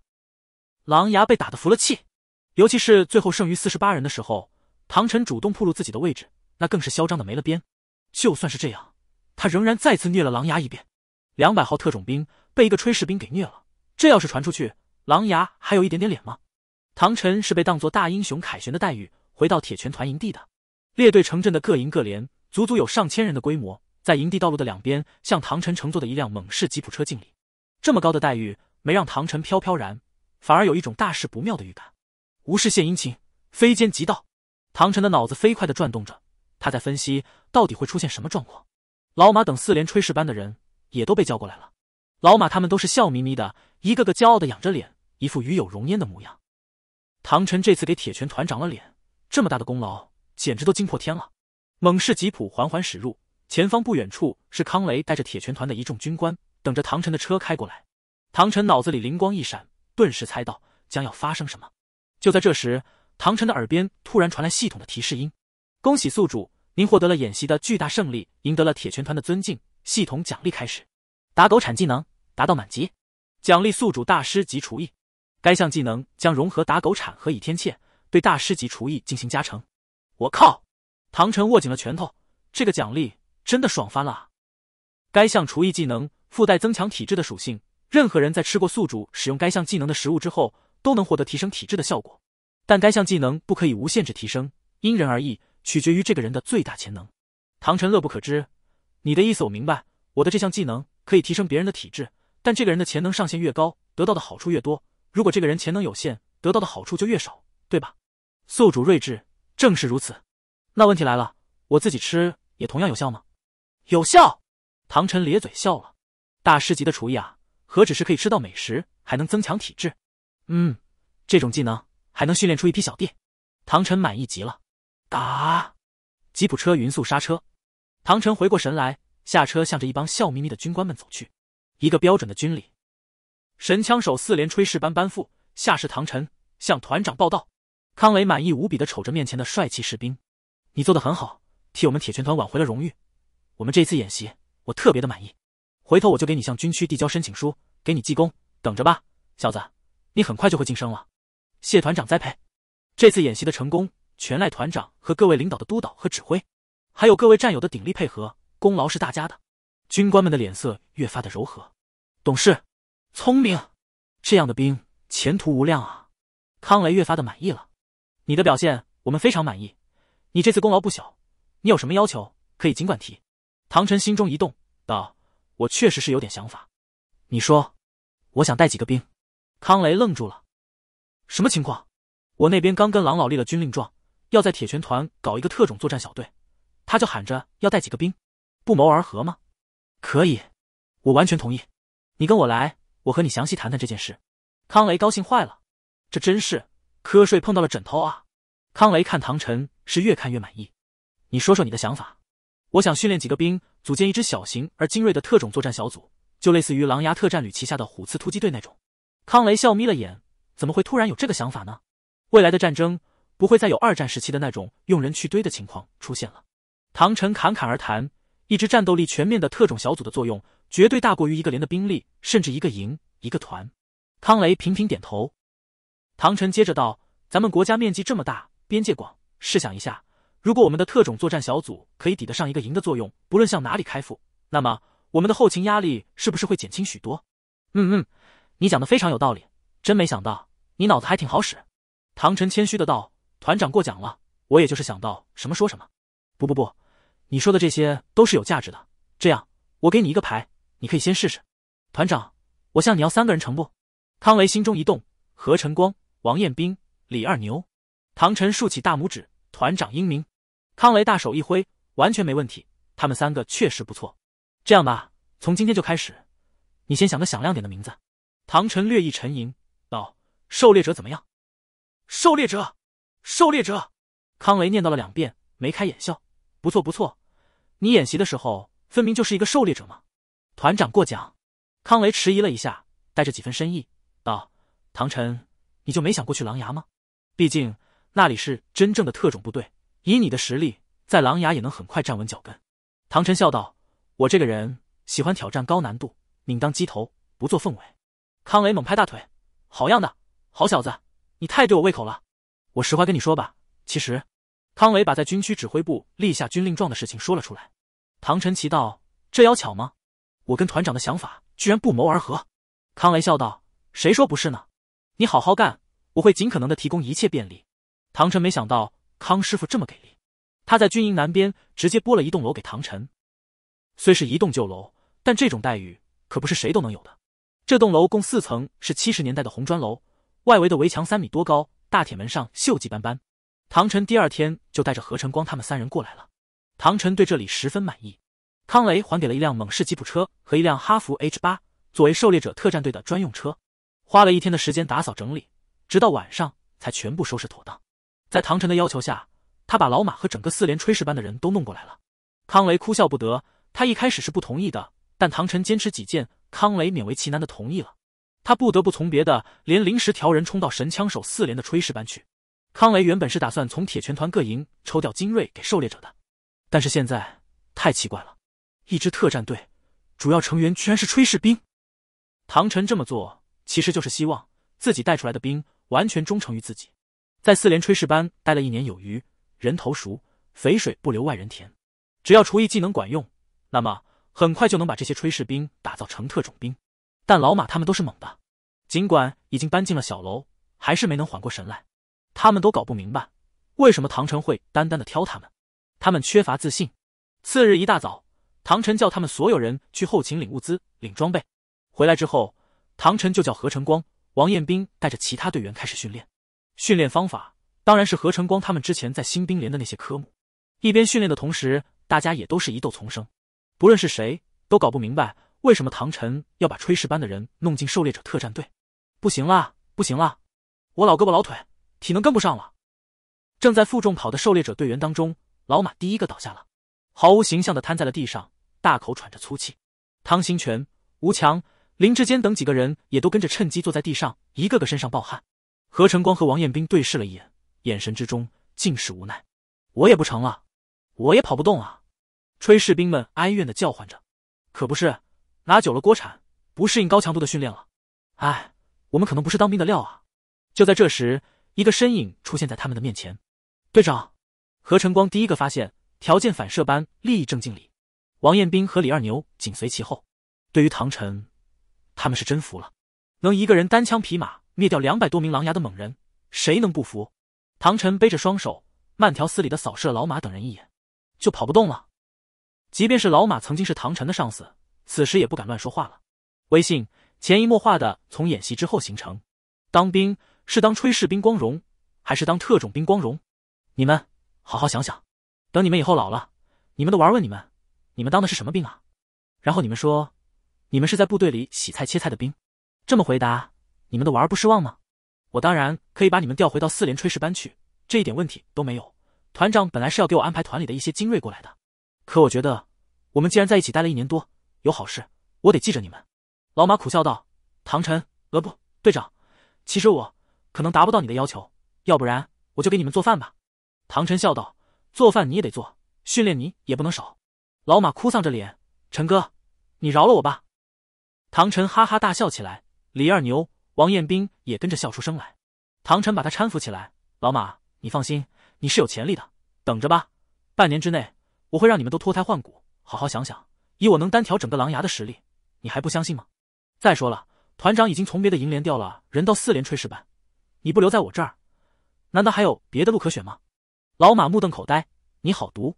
唐晨哈哈大笑起来，我这哪是毒，老马，你现在还只是个中士吧？难道你就不想在退伍的时候混个少尉当当？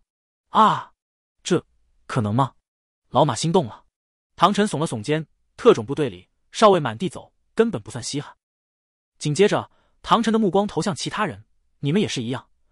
你们以为我把你们弄到狩猎者特战队是干啥来的？我这是肥水不流外人田，是给你们天大的好处。复员之后，军衔越高，待遇越好，你们不知道吗？汤新全一脸讨好的笑，知道知道，陈哥你是为我们好呢，但我们这身体素质距离特种兵还差得很远啊。唐晨云淡风轻的道，我当然知道，所以我要给你们准备祖传的独家药膳，给你们增强体质，争取在3到6个月之后，你们能跟随我参加全国特种兵大比武，把那些狼牙、猛虎、龙魂什么的特种部队揍个稀巴烂。药膳！所有人都瞪圆了眼珠子，狂喜而激动地看着唐晨。没错，药膳！你们以为我为什么能一个人单挑狼牙？李二牛激动万分，陈哥，那俺们什么时候可以吃药膳？俺也想变强啊！唐晨肃然道，药膳是外力，借助外力的提升，不能100%的激发你们的潜能，明白吗？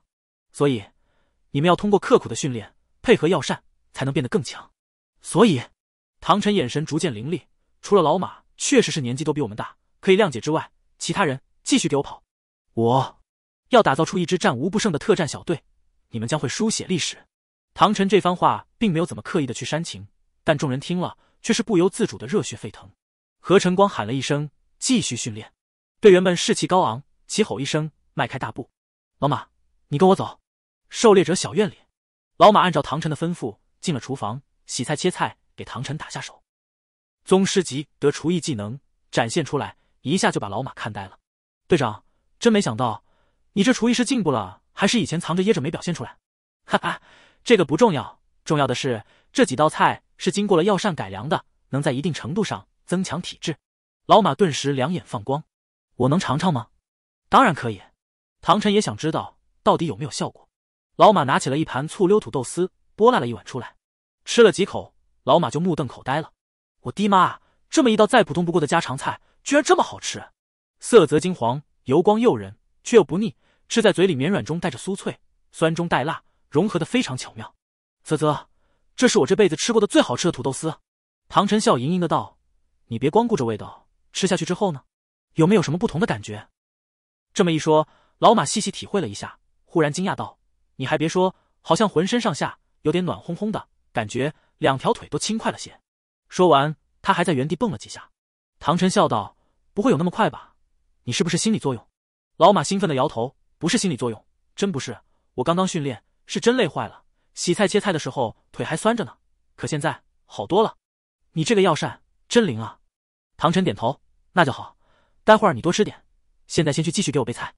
京都郊外30公里处，一座半山腰上的军营当中，这里对外挂着的牌子是信号兵基地，但实际上却是军方赫赫有名的龙魂特种部队基地。基地的外墙很高，大铁门很少打开，但在基地内却是别有洞天。基地很大，军用设备非常齐备，也非常先进。龙魂是不随便征召新兵的，能进入龙魂的都是兵中之王。龙魂的老大级别也比较高，在军方也是被颇为看重的。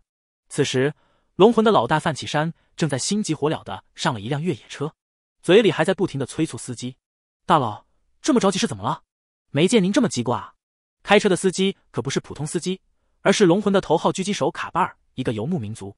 急，当然急，我得马上去一趟京都，找上级要一个人啊。好嘞，您系好安全带。卡巴尔一口的金片子，咧着厚厚的嘴唇，爽朗地笑着。吉普车擦着刚刚打开的大铁门，加速驶出。大佬，您要再婚了？范启山笑骂道，臭小子，整天胡说八道什么呢？那您找上级要什么人啊？少打听，专心开你的车。是。车开到山脚下，上了国道，范启山才乐呵呵的道，卡巴尔，看在你这么多年在龙魂的份上，我就给你透露一个秘密。你知道我这着急的是干嘛去吗？您不说我就不问，您要是愿意说，我就暂且听着。少平，我实话告诉你，这事要是成了，龙魂第一狙击手的称号就有可能不是你了。啥？卡巴尔下意识的踩了一脚刹车，大佬，你要抛弃我吗？屁话，我哪舍得你啊。我是说，其实啊，刚刚得到的消息，南东军区铁拳团出了个狙神，他们内部演习狼牙对铁拳团，结果铁拳团一个炊事兵干掉了狼牙200多号人。你说这人牛不牛？卡巴尔张口结舌，狼牙这么孬了，被一个炊事兵虐成这样了。不是狼牙孬，是那个炊事兵太强。卡巴尔，你要多学习普通话了。是真的吗？怎么听上去不太靠谱啊？消息确实可靠，南东军区还想封锁消息，怎么可能瞒得过我？哼哼，范启山有点得意，要是这个炊事兵来我们龙魂，年底特种兵大比武，我们就有机会把天位踩在脚下了。卡巴尔忧虑道，人家能来我们龙魂吗？铁拳团和狼牙都是南东军区的，关起门来就是一家子，要加入特种部队，首选也是狼牙，咱们这块区要人，要得到吗？丧气话，不试试怎么知道？我觉得悬。范启山气得摘下军帽，朝着开车的卡巴尔砸了过去。开饭了，开饭了，有好东西哦！老马兴奋地拿着锅铲敲击着脸盆，全都累得要散架了的队员们无精打采地回到了小院。老马神采奕奕，兴奋得不行，上蹿下跳的道：“队长的手艺提升了整整一个维度，好吃的翻天，是药膳哦！看我，看我啊！我先前累得快死掉了，现在怎么样？”一听到是药膳，所有人都跟打了鸡血似的，争先恐后的冲向厨房。一股扑鼻的香气从厨房里飘出来，俺爹娘啊，真香啊！俺都要流口水了。可不是，可不是，都等不及了，这太香了吧，馋死人了！队员们一个个吞咽着口水，看着灶台上大锅里红彤彤的冬笋烧肉。唐晨乐呵呵的一挥勺子，还等什么？快点吃，吃完休息30分钟，再接着训练。下午我要亲自训你们。一听唐晨说要亲自训他们，这几个队员的脸马上拉成了苦瓜脸。唐晨的变态，他们都是有目共睹的。这会儿一个个已经累得跟狗一样了，等会儿再来，还有命看到明天的太阳。李二牛原本准备过去吃饭的身子，突然停在了半道上，一脸苦相的看着唐晨：“陈哥，俺们早上这强度，难道还不合你意？你下午还要亲自来啊？”唐晨目光一闪，嘴角勾起一抹笑容：“怎么，我亲自训练你们？你们不是距离特种兵更进一步吗？”看起来似乎不太满意。汤兴全则是一脸笑意的凑上前去，看着唐晨道：“陈哥，别听二牛的，我们都知道，你有你的打算，弟兄们以后可都是以你为目标的。你要是能亲自指导，那是再好不过。”唐晨正准备开口，就听到汤兴全下一句话接着道：“但是今天可不可以就让我们自由发挥一下？等明天您休息好了，再来训我们。”唐晨抡起桌子上的勺子，对着汤兴全道：“你丫信不信我一勺子敲你脑袋上，让你感受一下花儿为什么这样红？”一旁的何晨光则是双眸中有些兴奋地看着唐晨，想来唐晨刚才说的下午要亲自下场带他们的话，激发出了何晨光的战斗力。这时候将碗筷全部摆好的老马乐呵呵地看着众人：“队长这开挂的厨艺，你们几个要是不吃，那我可一个人吃了，到时候我一个人秒杀你们一群人，也别羡慕啊！”听到老马这么说，这几个人才都端起碗筷，疯狂地开始吃着桌上的饭菜。卧槽，俺还是第一次吃这么香的菜，这他娘的是俺太饿了吗？李二牛嘴里一边嘟囔着，一边往嘴里塞着土豆丝。陈哥，你以前怎么都没说过，你这厨艺是考了米其林大厨的吗？这他娘的也太好吃了吧！唐晨笑着看着这几个人，好吃就多吃点，吃完以后好好感受一下身体所带来的变化。这一顿饭没花多长时间就被众人瓜分干净，盘子碗里都空空如也之后，众人才都有些意犹未尽的舔着嘴巴。真他娘的好吃，我都怀疑我以前吃的是饲料吧。老马哈哈大笑的收拾着桌子上的碗筷。不是你一个人这么觉得。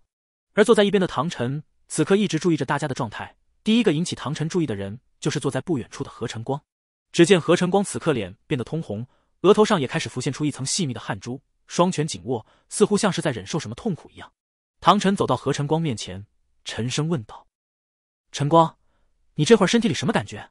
何晨光抹了一把头上的汗，有些费劲地对唐晨说道：“队长，我现在觉得浑身上下就好像虫子再咬一样难受，而且骨头都有些酸胀的厉害，感觉就像是身体四周有一团气要爆出来了。”唐晨点点头，药膳在何晨光体内开始发挥出了作用，这会儿按照何晨光所描述的，正在清理他体内的杂质。等药膳的作用完全发挥出来后，何晨光的身体素质必定能直接跨越好几个层次。而接下来的两人身体也出现了不同程度的反应，先是李二牛不停地出汗，但倒没有刚才何晨光所说的那种骨头酸胀的感觉。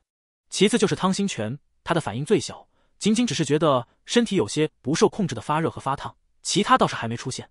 唐晨大手一挥：“你们几个现在回宿舍休息1小时，1小时后全部人员在训练场集合。”药膳想要在体内发挥出作用也是需要时间的，而这次唐晨也是控制了药膳的量，毕竟他们都是第一次吃药膳，剂量也得慢慢习惯才可以。等这几个人回去之后，唐晨看着老马问道：“你要不要也去休息会儿？下午你可没这么好的特殊对待了。”老马嘿嘿一笑，看着唐晨说道：“我还行，我收拾，刚吃了药膳，感觉浑身都有使不完的劲儿呢。等下午我可得好好表现一下。”唐晨点点头，笑着道：“那我可就拭目以待了，药膳不能白吃。”1个小时后，几个人按照唐晨的要求，全部站在了训练场。之前他们身上的那些症状，此刻都已经消失了。原本上午的精气神已经耗费不少，但这会儿看，个个都是红光满面。今天下午第1个项目，负重越野跑。李二牛一听，顿时脖子缩了一下。负重越野倒是天天练，可唐晨的要求就要变态很多了。还没等李二牛问，唐晨便指着旁边的器材对众人说道：“在你们的背包里，一人装10块砖，1块砖10斤。今天负重100斤，越野10公里，限时10分钟。”李二牛第一个叫起来：“队长，这不是要俺们的命吗？兵王都不可能在这种负重下10分钟越野完10公里。再说了，咱们越野的都是半山腰啊，还带爬山呢。”“是啊，队长，这太夸张了吧？这肯定不行啊！我就是累死我10分钟也回不来我。”汤兴全哭丧着脸，而只有何晨光第一个走到那些转头前面，往自己的背包里塞了10块。就在背包背上身的时候，何晨光下意识的弯腰躬身。做完这个动作之后，他马上就意识到了不对，怎么感觉没重量？不是100斤吗？感觉也就10来斤啊，难不成装错了？何晨光一把将背包从背上拿下来，数了数里面的砖块，还在手上掂了下，确定没错之后，才又重新背上。这几人看到何晨光已经准备好了，也都不再多说。唐晨的话只要说出口，就不会更改，索性拼一把得了。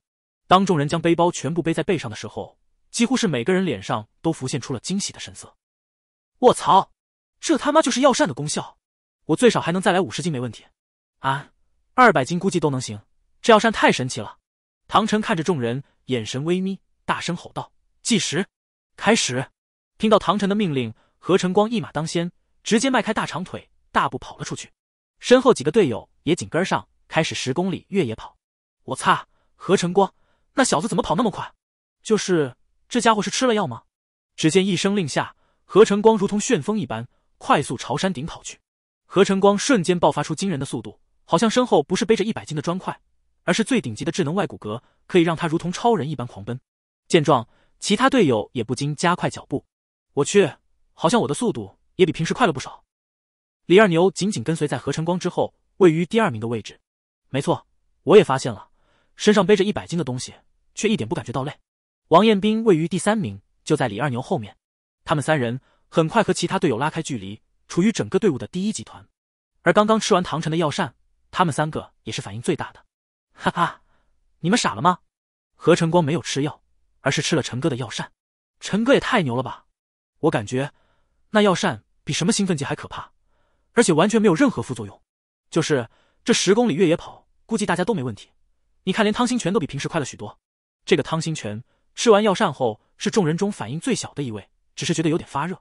跑在最前面的何晨光一直没有说话，静静感受那种奇妙的感觉。之前吃完药膳后，身体里好像被虫丝咬一般，浑身难受，有一股气恨不得立即爆发出来。现在背着100斤的重物，大步跑向山顶，让他感觉舒适无比。他觉得自己此时如同一辆气势雄浑的蒸汽火车，嘴里嗷嗷叫着，将浑身热气都发泄了出来。这滋味实在太爽了。唐晨手里掐着秒表，跟着队伍跑前跑后，整个人轻松无比。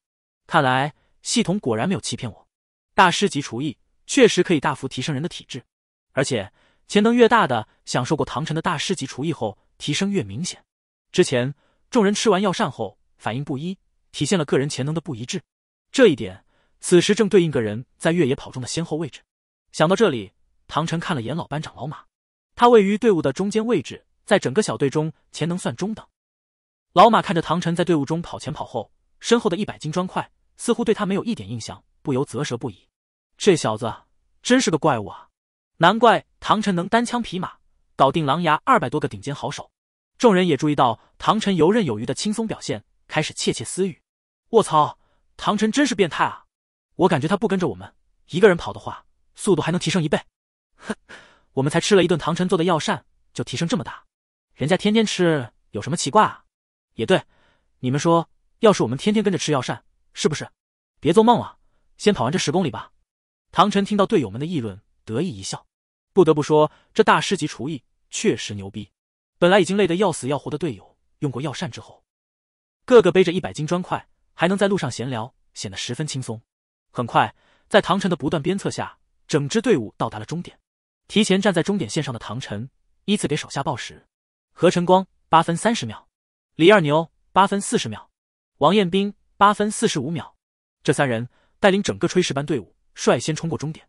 随后的队友没有一个跑进8分钟的，但全都在10分钟内完成了越野跑。用时最长的一位正是之前吃过药膳、反应最小的汤新泉。到达终点后，众人听到各自的用时，个个目瞪口呆。我的天啊，我居然只花了9分多钟就跑完10公里越野！别忘了，我们身上还背着100斤东西呢。这速度，好像狼牙最顶尖的那几个兵王也不可能做到吧。队伍里面最震撼的就属老马了。作为炊事班的班长，他最清楚所有队友的真正实力。别说背着100斤砖块，就是空手跑10公里越野，也没人能跑进20分钟。没想到大家吃了唐晨做的美食，竟然有了如此巨大的提升。这也太不可思议了吧！陈哥，不，队长，你太神了吧！就是队长，你这药膳实在太神奇了，我现在居然不觉得有多累。对哦，平常跑完10公里，大家早就趴下了。大家围着唐晨，个个激动不已，七嘴八舌的夸赞起来。唐晨乐得哈哈大笑，拍了拍李二牛的肩膀：大家不觉得累就好，原地休息10分钟，我们马上进行第2项训练，武装球度。听到这个消息，现场一片寂静。随后，唐晨预料中的一片哀嚎声没有响起。那些刚刚跑完10公里的队友居然没有开口求饶，反而显得兴高采烈。没问题，陈哥，我觉得自己体力还可以。对的，吃了你的药膳，100斤都感觉轻飘飘的。哈哈，如果能天天吃队长做的药膳，什么训练都不在话下。老马闻言又好气又好笑，他狠狠戳了戳王彦斌等人的额头，笑骂道：你们这些兔崽子真是皮痒，老子之前让你们训练，个个跟死了爹娘一样，现在队长一开口，个个恨不得去参加铁人3项还是咋地。王彦斌摇头晃脑，拽起了文：班长，今时不同往日啊，现在有了队长的药膳，什么训练项目我都有信心和狼牙掰掰手腕。唐晨闻言眼前一亮，他用拳头狠狠砸了下王彦斌的胸前，为对方大声叫好：好志气！大家只要跟着我好好训练，别说什么狼牙，就是京都的龙魂，咱们小队都能把他们打趴下。现在告诉我，你们有没有信心？一阵震耳欲聋的齐声大喊响起。有！远处注视着这里的团长康雷听到这响亮的吼声，欣慰一笑：唐晨，你个好小子，老子在军区下得军令状，就靠你了。计时开始。唐晨大手一挥，才成立不到几天的狩猎者小队成员全部跃入水中。刚刚背着100斤砖块跑完10公里越野，唐晨没有为难手下队员，他让众人把砖块卸了下来，进行自由泳1000米训练，限时15分钟。众人下水不久，一辆墨绿色的猛士越野朝唐晨开了过来。他转头一看，发现是团长康师傅过来了。唐晨，今天训练如何？车刚停稳，康雷便直接一跃而下，朝他走了过来。报告团长，我们刚完成10公里越野跑，狩猎者小队队员全体耗时8分30秒，最高耗时9分50秒。8分30秒，呵呵，还不错啊。等等，你说多少？康雷下意识重复了一下数字，正要勉励几句，突然瞪大了双眼。团长，这是我记录下来的每个队员具体耗时，不信的话，你可以看我胸前的视频记录仪。唐晨一脸淡定，将手中的表格直接递给康师傅。康雷接过表格，难以置信的不断上下扫视着训练记录表。好你个唐晨，刚开始就给了我一个大惊喜。对于眼前这个几天前才狂虐整个狼牙小队的手下，康雷自然信得过。呵呵，团长，我说过，我亲手训练出一个可以媲美狼牙和龙魂的特种小队，当然不能食言了。唐晨一脸自信，望着训练河道里正不断扑腾的手下队员，笑容灿烂。你小子，我还以为你吹牛呢，没想到真放了个大卫星。康雷拍拍唐晨的肩膀，脸上的惊喜和兴奋怎么也遮掩不住。好好干，争取半年之后给我一支震撼全军的特种小队。闻言，唐晨神情一肃，立即立正敬礼。是，团长。别那么严肃，我如果信不过你，怎么会同意拨给你这么多资源？康雷望着在河中你追我赶的狩猎者小队几名成员，叹了口气。真没想到啊，区区一个炊事班，在你手下竟然真的有超越狼牙的希望。对了，你们小队最近的训练成绩要严格保密，不要到处宣扬。啧，这消息现在一定要严密封锁，我们要给所有人一个大惊喜。见团长康师傅露出奸猾的诡异笑容，唐晨不禁感到十分好笑。长期被狼牙特种小队鄙视，康师傅表面不说，心里一定十分恼火吧。好的，团长，我一定约束队员，不要大嘴巴，天天专注训练。康雷见唐晨如此识趣，满意大笑。这就对了，专心训练。放心，你之前的奖励很快就能下来。等这支特种小队成军之日，就是你唐晨威震全军之时。我们这些老领导都盼望着这一天早点到来。说到这里，两人都有些心情激荡。身为军人，谁不盼望着自立自强，建功立业，让众人瞩目呢？正当两人看着和河里进行游泳训练的队员，对未来无限遐想时，猛士车上的司机跑了下来。团长，军区司令部来电话，让你马上去一趟。康师傅眉头一皱，我昨天才从军区开会回来，怎么又让我过去？司机小心翼翼回复道，团长，好像是有从京都军区过来的客人。京都军区来的客人，那和我铁拳团有什么相干？没道理啊！康雷摸摸脑袋，一脸迷糊。团长，你先过去吧，没准是上次我们团在演习中表现优秀，军区领导让你在京都战友面前好好露露脸呢。唐晨立即劝道。哈哈，你小子光想好事。京都军区那些御林军个个眼高于顶，咱们地方部队什么时候被他们瞧在眼里？我看啊，这次御林军莫名其妙的出现，来者不善啊。康雷立即登上副驾驶，朝唐晨挥挥手，行了，不打扰你训练了，有什么缺的随时和我联系。有团长这句话，咱们狩猎者小队就放心了。唐晨大喜过望，主动朝康师傅敬了个军礼。有极限挑战系统的悉心帮助，有上级康师傅的鼎力支持，在半年之内练成一支特种作战小队，唐晨可谓是信心十足。康雷走后不久，狩猎者小队的游泳训练也圆满结束。排在前3位的依然是何晨光、王彦斌、李二牛3人，他们用时13分多，遥遥领先其他队友。原来炊事班的几个战友，除了个人潜力最差的汤新全，也通通完成限时15分钟的任务。唐晨相信，在自己大师级厨艺的投喂下，靠每天精心安排的刻苦训练，狩猎者小队所有成员都能在自己手下发挥最大潜力，成为顶尖的特种兵。就在这时，极限挑战系统的提示声在他脑海中响起。恭喜宿主，由于手下因为宿主的大师级厨艺打破之前的训练记录，大师级厨艺由初级提升至中级。才第1天训练，这个大师级厨艺就提升到中级。唐晨不由大喜过望。大师级厨艺到了中级以后，自己制作的药膳岂不是效果更加强大，使用之后威力更加惊人？宿主，没错，提升到中级后，制作的药膳使用后效果将增加 50%。 哈哈，这下发达了。以老马为首的狩猎者小队成员完成训练后，完全没有上午训练后的精疲力尽，反而个个精神振奋。返回宿舍途中，和兴高采烈的小队成员相比，唐晨更加开心。在他看来，狩猎者小队威震全军的日子即将到来。与此同时，军区司令部康雷的咆哮声响彻整个办公室。居然想调唐晨去京都军区，做你的春秋大梦！老子告诉你，除非老子死了，不然你们连我铁拳团的一只蚂蚁都别想调走。从京都过来的军队干事一脸尴尬，他摸了摸脸上被康师傅喷得无数唾沫，用求助的眼光看向军区领导。军区领导对于京都军区的无理要求也是一脸不爽，但人家可是御林军，还是要给点面子的。老康啊，这个唐晨去京都军区当然没可能，这么好的苗子，咱们怎么可能主动放跑？不过你也不能让人家待在你们连队的炊事班吧？怎么样，什么时候带人家去狼牙特战旅面试啊？开口的正是南东军区的副司令员任岳，他几句就把京都军区的来人敷衍过去了。开玩笑，唐晨这样的未来兵王怎么能拱手让给其他部队呢？就算是御林军也不行。京都军区也知道这边肯定不放人，但耐不住龙魂老大范启山的死缠烂打，苦苦哀求，才勉强派了个参谋过来。康雷见京都军区那个参谋已经走了，看着似笑非笑的上级，不满道：司令，你可是答应我最少给我半年时间的，如果到时这支队伍训练成绩不行，你再把唐晨调进狼牙不迟。副司令员任岳摸摸头发稀疏的额头，叹了口气。之前是这样商量的，不过回去以后，狼牙特战旅旅长雷克明还有参谋长范天雷这2个家伙不断给我敲边鼓，觉得你这建议完全不靠谱啊！你们铁拳团只是普通陆军部队，那个唐晨之前在下属连队的炊事班服役，通通没有训练特种部队的经验。这个唐晨在你康师傅手里胡闹半年，简直是浪费人才啊！康雷听到狼牙负责人雷克明还有范天雷2个家伙在后面告黑状，气得脸色铁青。司令，你可不能听这2个家伙的一面之词。谁说我们铁拳团不懂训练特种小队了？我虽然不懂特种部队的训练项目，但神枪手4连的指导员弓箭可是刚从狼牙特战旅退下的，有这个弓箭指导，帮唐晨他们制定训练计划，完全没问题。副司令员任月闻言若有所思，原来弓箭在你们铁拳团啊？他眉头紧皱，不断思索，沉吟不语。康雷见状，顿时急了。万一副司令真的听了雷克明和范天雷两个混蛋的劝说，自己心中的特种小队构想就要胎死腹中了。到了这地步，他也顾不得隐瞒今天狩猎者小队的训练成绩了。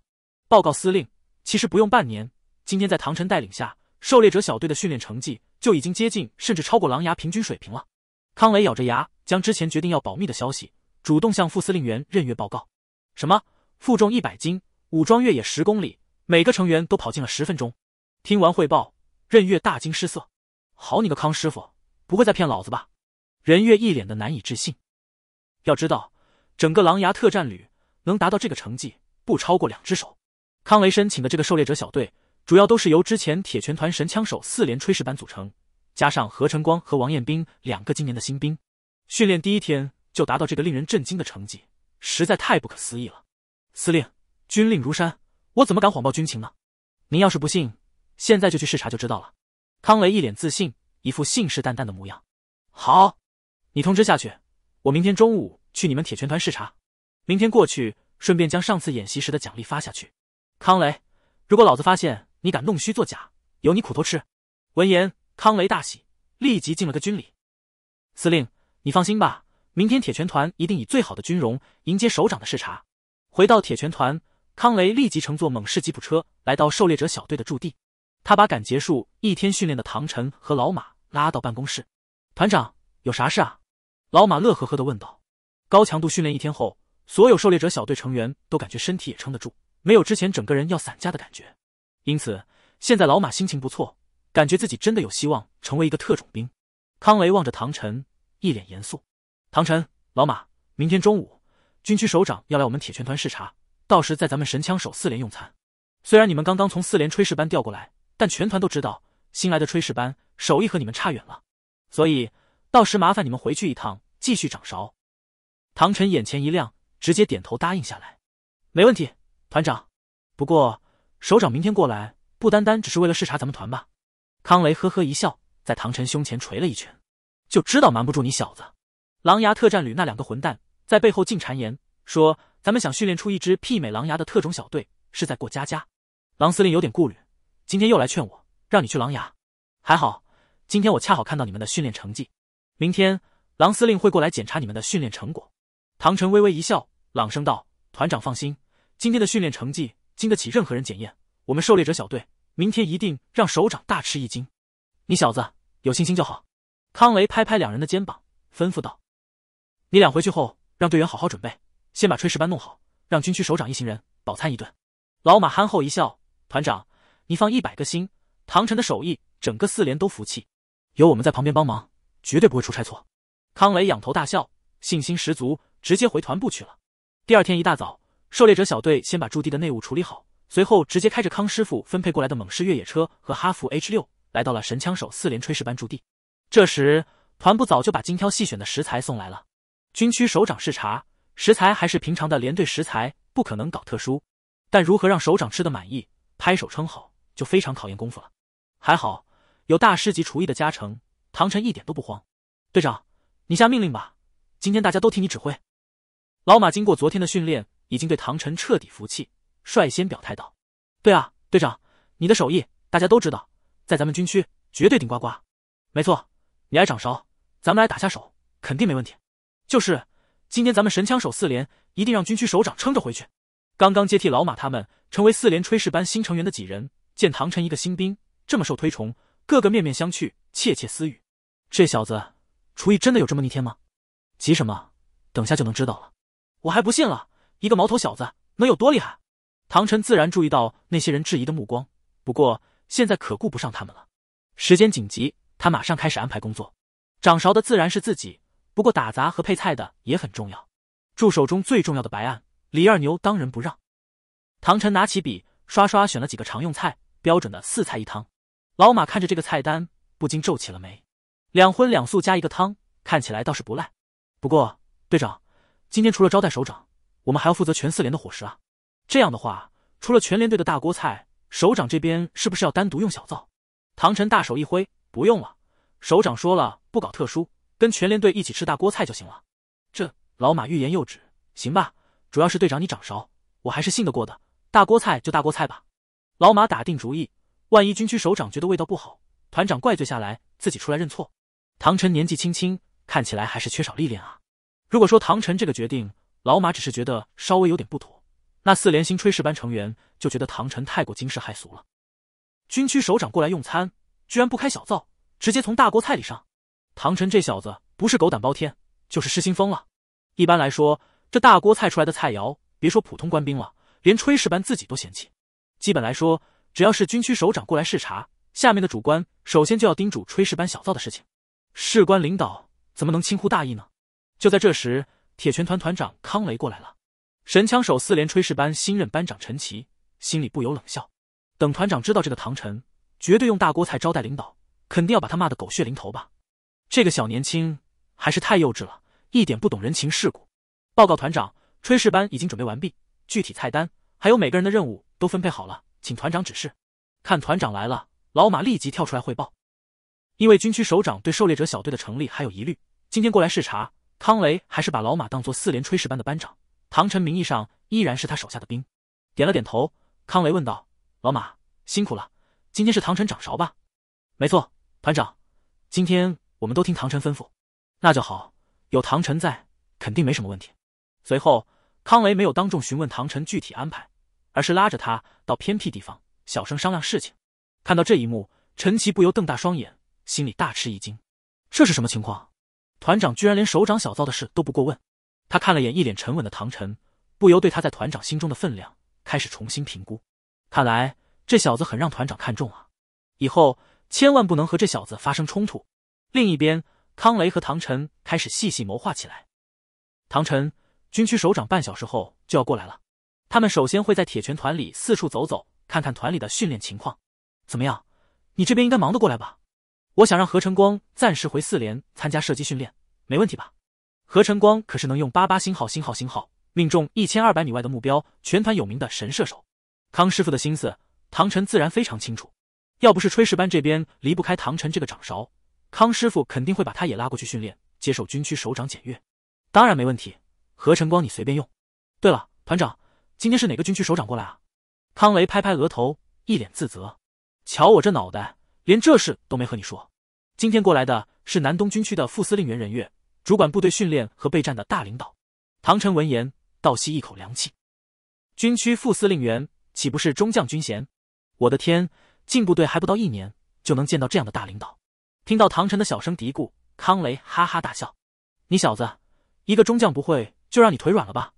我跟你说，郎司令视察完铁拳团后，会单独检验狩猎者小队的训练成绩。到时，你身为狩猎者小队队长，肯定和首长有面对面交流的机会。我警告你，今天可要爷们一点，别到了关键时候给老子拉稀摆带，扯全团后腿。唐晨，你听见没有？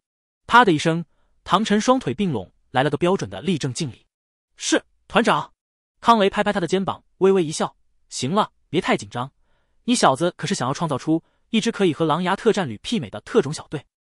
半年后，如果狩猎者小队真的可以达成目标，别说咱们南东军区的领导，就是全军总部的大首长，你也有机会见到。交代完之后，康雷和唐晨约好，等军区首长一行到了团部之后，就给这边炊事班发消息。视察训练一般耗时1小时，刚好和炊事班平常的上菜时间一致。很快，南东军区副司令员任岳中将带领军区的一堆参谋来到了铁拳团驻地。唐晨这边接到通知，立即开始紧锣密鼓的准备后勤伙食。郎司令则在康雷的陪同下视察铁拳团的日常训练。经过1天的准备，铁拳团用最好的军容和面貌，在各大场地热火朝天的进行各种常规训练。郎司令一行走马观花的经过各大连队的场地，脸色严肃，一言不发。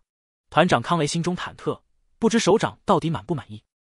在郎司令观看完神枪手4连的射击训练后，总算露出一点笑容。这神枪手4连居然有个新兵打出了特种部队主力狙击手的成绩，非常难得啊！看来你们训练不错啊。对了，那个新兵叫什么名字？很快，参谋报了上来。闻言，郎司令一愣，他看了眼康雷，点了点他：“你呀，居然临时找来何晨光。”啧啧。康雷老脸一红，正要解释，郎司令挥了挥手：“行了，我知道你的心思。部队里有几个顶尖好手，哪个主官不想炫出来，没什么大不了的。不过，身为团长，还是要扎扎实实的训练所有连队。我们去下一站吧。军区首长这一番话，将康维说的冷汗直冒。哎，自己这点小心思，果然逃不过郎司令的火眼金睛啊。不过，何晨光身世特殊，今天训练表现又如此优秀，郎司令怎么也不可能真的怪罪自己的。果然，参观完全团几大连队的训练后，郎司令主动来到了神枪手4连的连部，连队上的主官开了个小型座谈会。会上郎司令有说有笑，主要还是肯定铁拳团的训练工作，让康维好好松了口气。看来今天真正想要出彩，只能靠唐晨他们了。唐晨，你可千万不要让我失望。康维正想着，手下过来汇报，炊事班已经准备好饭菜，连队也已经在食堂集合了。刚好郎司令的讲话也完了，康维立即起身，主动邀请军区首长前去神枪手4连的食堂用餐。好吧，人是铁饭是钢，估计战士们都在等着咱们呢。咱们这些大老爷不要紧，可不能饿着战士们。康维第一个鼓掌，还是司令体贴下属，4连官兵确实已经在食堂等待首长一起用餐了。郎司令冷哼一声，好你个康师傅，拍马屁倒是在行。对了，我要求按正常伙食标准准备，和普通连队官兵没有差别，你没有犯错误吧？康维恭敬道，哪能啊，保证按司令指示办的，没有一丝折扣。那就好，你带路，咱们走吧。郎司令起身，带领一群手下朝神枪手4连的连队食堂走去。康维落后半个身位，在郎司令耳边说道，对了，首长，今天炊事班的掌勺大师傅，你一定会非常意外，是个熟人哦。哦，你康师傅还给我打了个埋伏，我倒要看看这个熟人是谁。很快，郎司令到达连队食堂。当军区首长一行人在铁拳团团长康维的引领下走进大门时，已经打好饭菜，在自己餐桌位置旁立正的全体连队官兵们开始热烈鼓掌，嘴里大声打招呼。首长好！郎司令面带微笑，也向食堂4周的连队官兵们鼓掌示意。鼓掌完后，郎司令挥手示意，食堂很快恢复安静，几乎落针可闻。同志们好，今天很高兴可以和我们英雄的神枪手4连全体官兵一起用餐，大家不用拘束，直接开始吃饭。你们下午还有训练任务呢。郎司令说完，团长康维给手下连队的主官使了个眼色。是，首长。官兵们听从命令，开始用餐。郎司令没有理会康维的示意，走进用餐大厅旁的大包厢，而是洗完手，主动拿着消毒后的餐盘来到取餐口，表示自己要和连队官兵吃一样的饭菜。4连炊事班的新班长陈奇见到这一幕，不禁瞠目结舌。军区副司令这样的大领导，居然真的不要小灶，主动和普通士兵一样吃大锅菜，这彻底颠覆了他的认知。也不知道那个唐晨是早就猜到了军区首长的性格，还是对自己的手艺十分自负呢？当郎司令站在取餐口，里面响起雄壮的敬礼声。首长好！郎司令往里面一看，发现唐晨带领几个手下正穿着标准的白色厨师服，戴着一次性透明手套，拿着打菜的颠勺。他大吃一惊，唐晨。郎司令回头看了面带得意的康维一眼，点了点他。好你个康师傅，还真是吓了我一跳。你刚刚说的掌勺大师傅，应该就是唐晨吧？康维哈哈一笑，首长，你果然火眼金睛。怎么样，这个惊喜不错吧？郎司令一脸欣慰地看着唐晨，感叹道，何止惊喜啊，简直堪称惊吓啊！想不到唐晨，你身为进入不到1年的新兵，不仅作战技能了得，把咱们军区的狼牙特战旅搞得灰头土脸，连做菜也如此拿手。他手下一个军衔少将的参谋赞同道，司令，唐晨这种人才真是难得啊，怪不得连京都军区都听过他的大名，派人千里迢迢来咱们军区，想把他挖过去。此言一出，让军区一行人和铁拳团的领导班子一片哗然，就连唐晨听到这个消息也是一愣。之前在军区会客厅接待那个京都军区参谋的，只有郎司令和他手下这个少将参谋，加上康维3人。现在郎司令身边的心腹当众宣扬这个消息，肯定得到郎司令的首肯。想到这里，康维不禁和郎司令对视一眼，眼中满是感激。在他看来，这是老领导对自己的100%信任。康维昨天在军区说，以唐晨为核心的狩猎者小队，第1天训练成绩就有点惊世骇俗，几乎能和狼牙最顶尖的好手媲美。郎司令这是直接相信了康维的汇报，今天过来当众给唐晨和狩猎者小队公开造势来了。如果连堂堂御林军都过来这里，主动索要唐晨，那军区首长给唐晨特殊优待，为他成立一支全新的特战小队，又有何不可呢？众人正震惊时，郎司令开口道，小陈，你这话就有点不准确了。陈参谋一愣，迟疑道，司令，我……郎司令摆摆手，微笑道，不是京都军区要人，是隶属于京都军区的龙魂特战旅旅长范启山向挖唐城过去。这话一出，全场众人纷纷石化，个个瞪直了双眼。龙魂特战旅旅长范启山，这可是在全军区让所有官兵如雷贯耳的名字。龙魂常年位于全军区所有特种部队的前2位置，在每年的全国特种兵大比武中都能大放异彩。至于龙魂特战旅的旅长范启山，更是眼高于顶的英雄人物，连很多将军都不放在眼里。想不到唐晨这个进入部队不到1年的新兵，竟然惹来龙魂老大范启山的关注。大家本以为唐晨能在红蓝演习对抗中靠一己之力歼灭几支狼牙特战小队，已经够惊世骇俗了。想不到他的名声已经震撼全军区，连堂堂御林军的王牌特种部队都向他伸出橄榄枝。行了，咱们先吃饭吧。对了，唐晨，你出来吧，用餐时坐我边上。这时，郎司令朗声说道。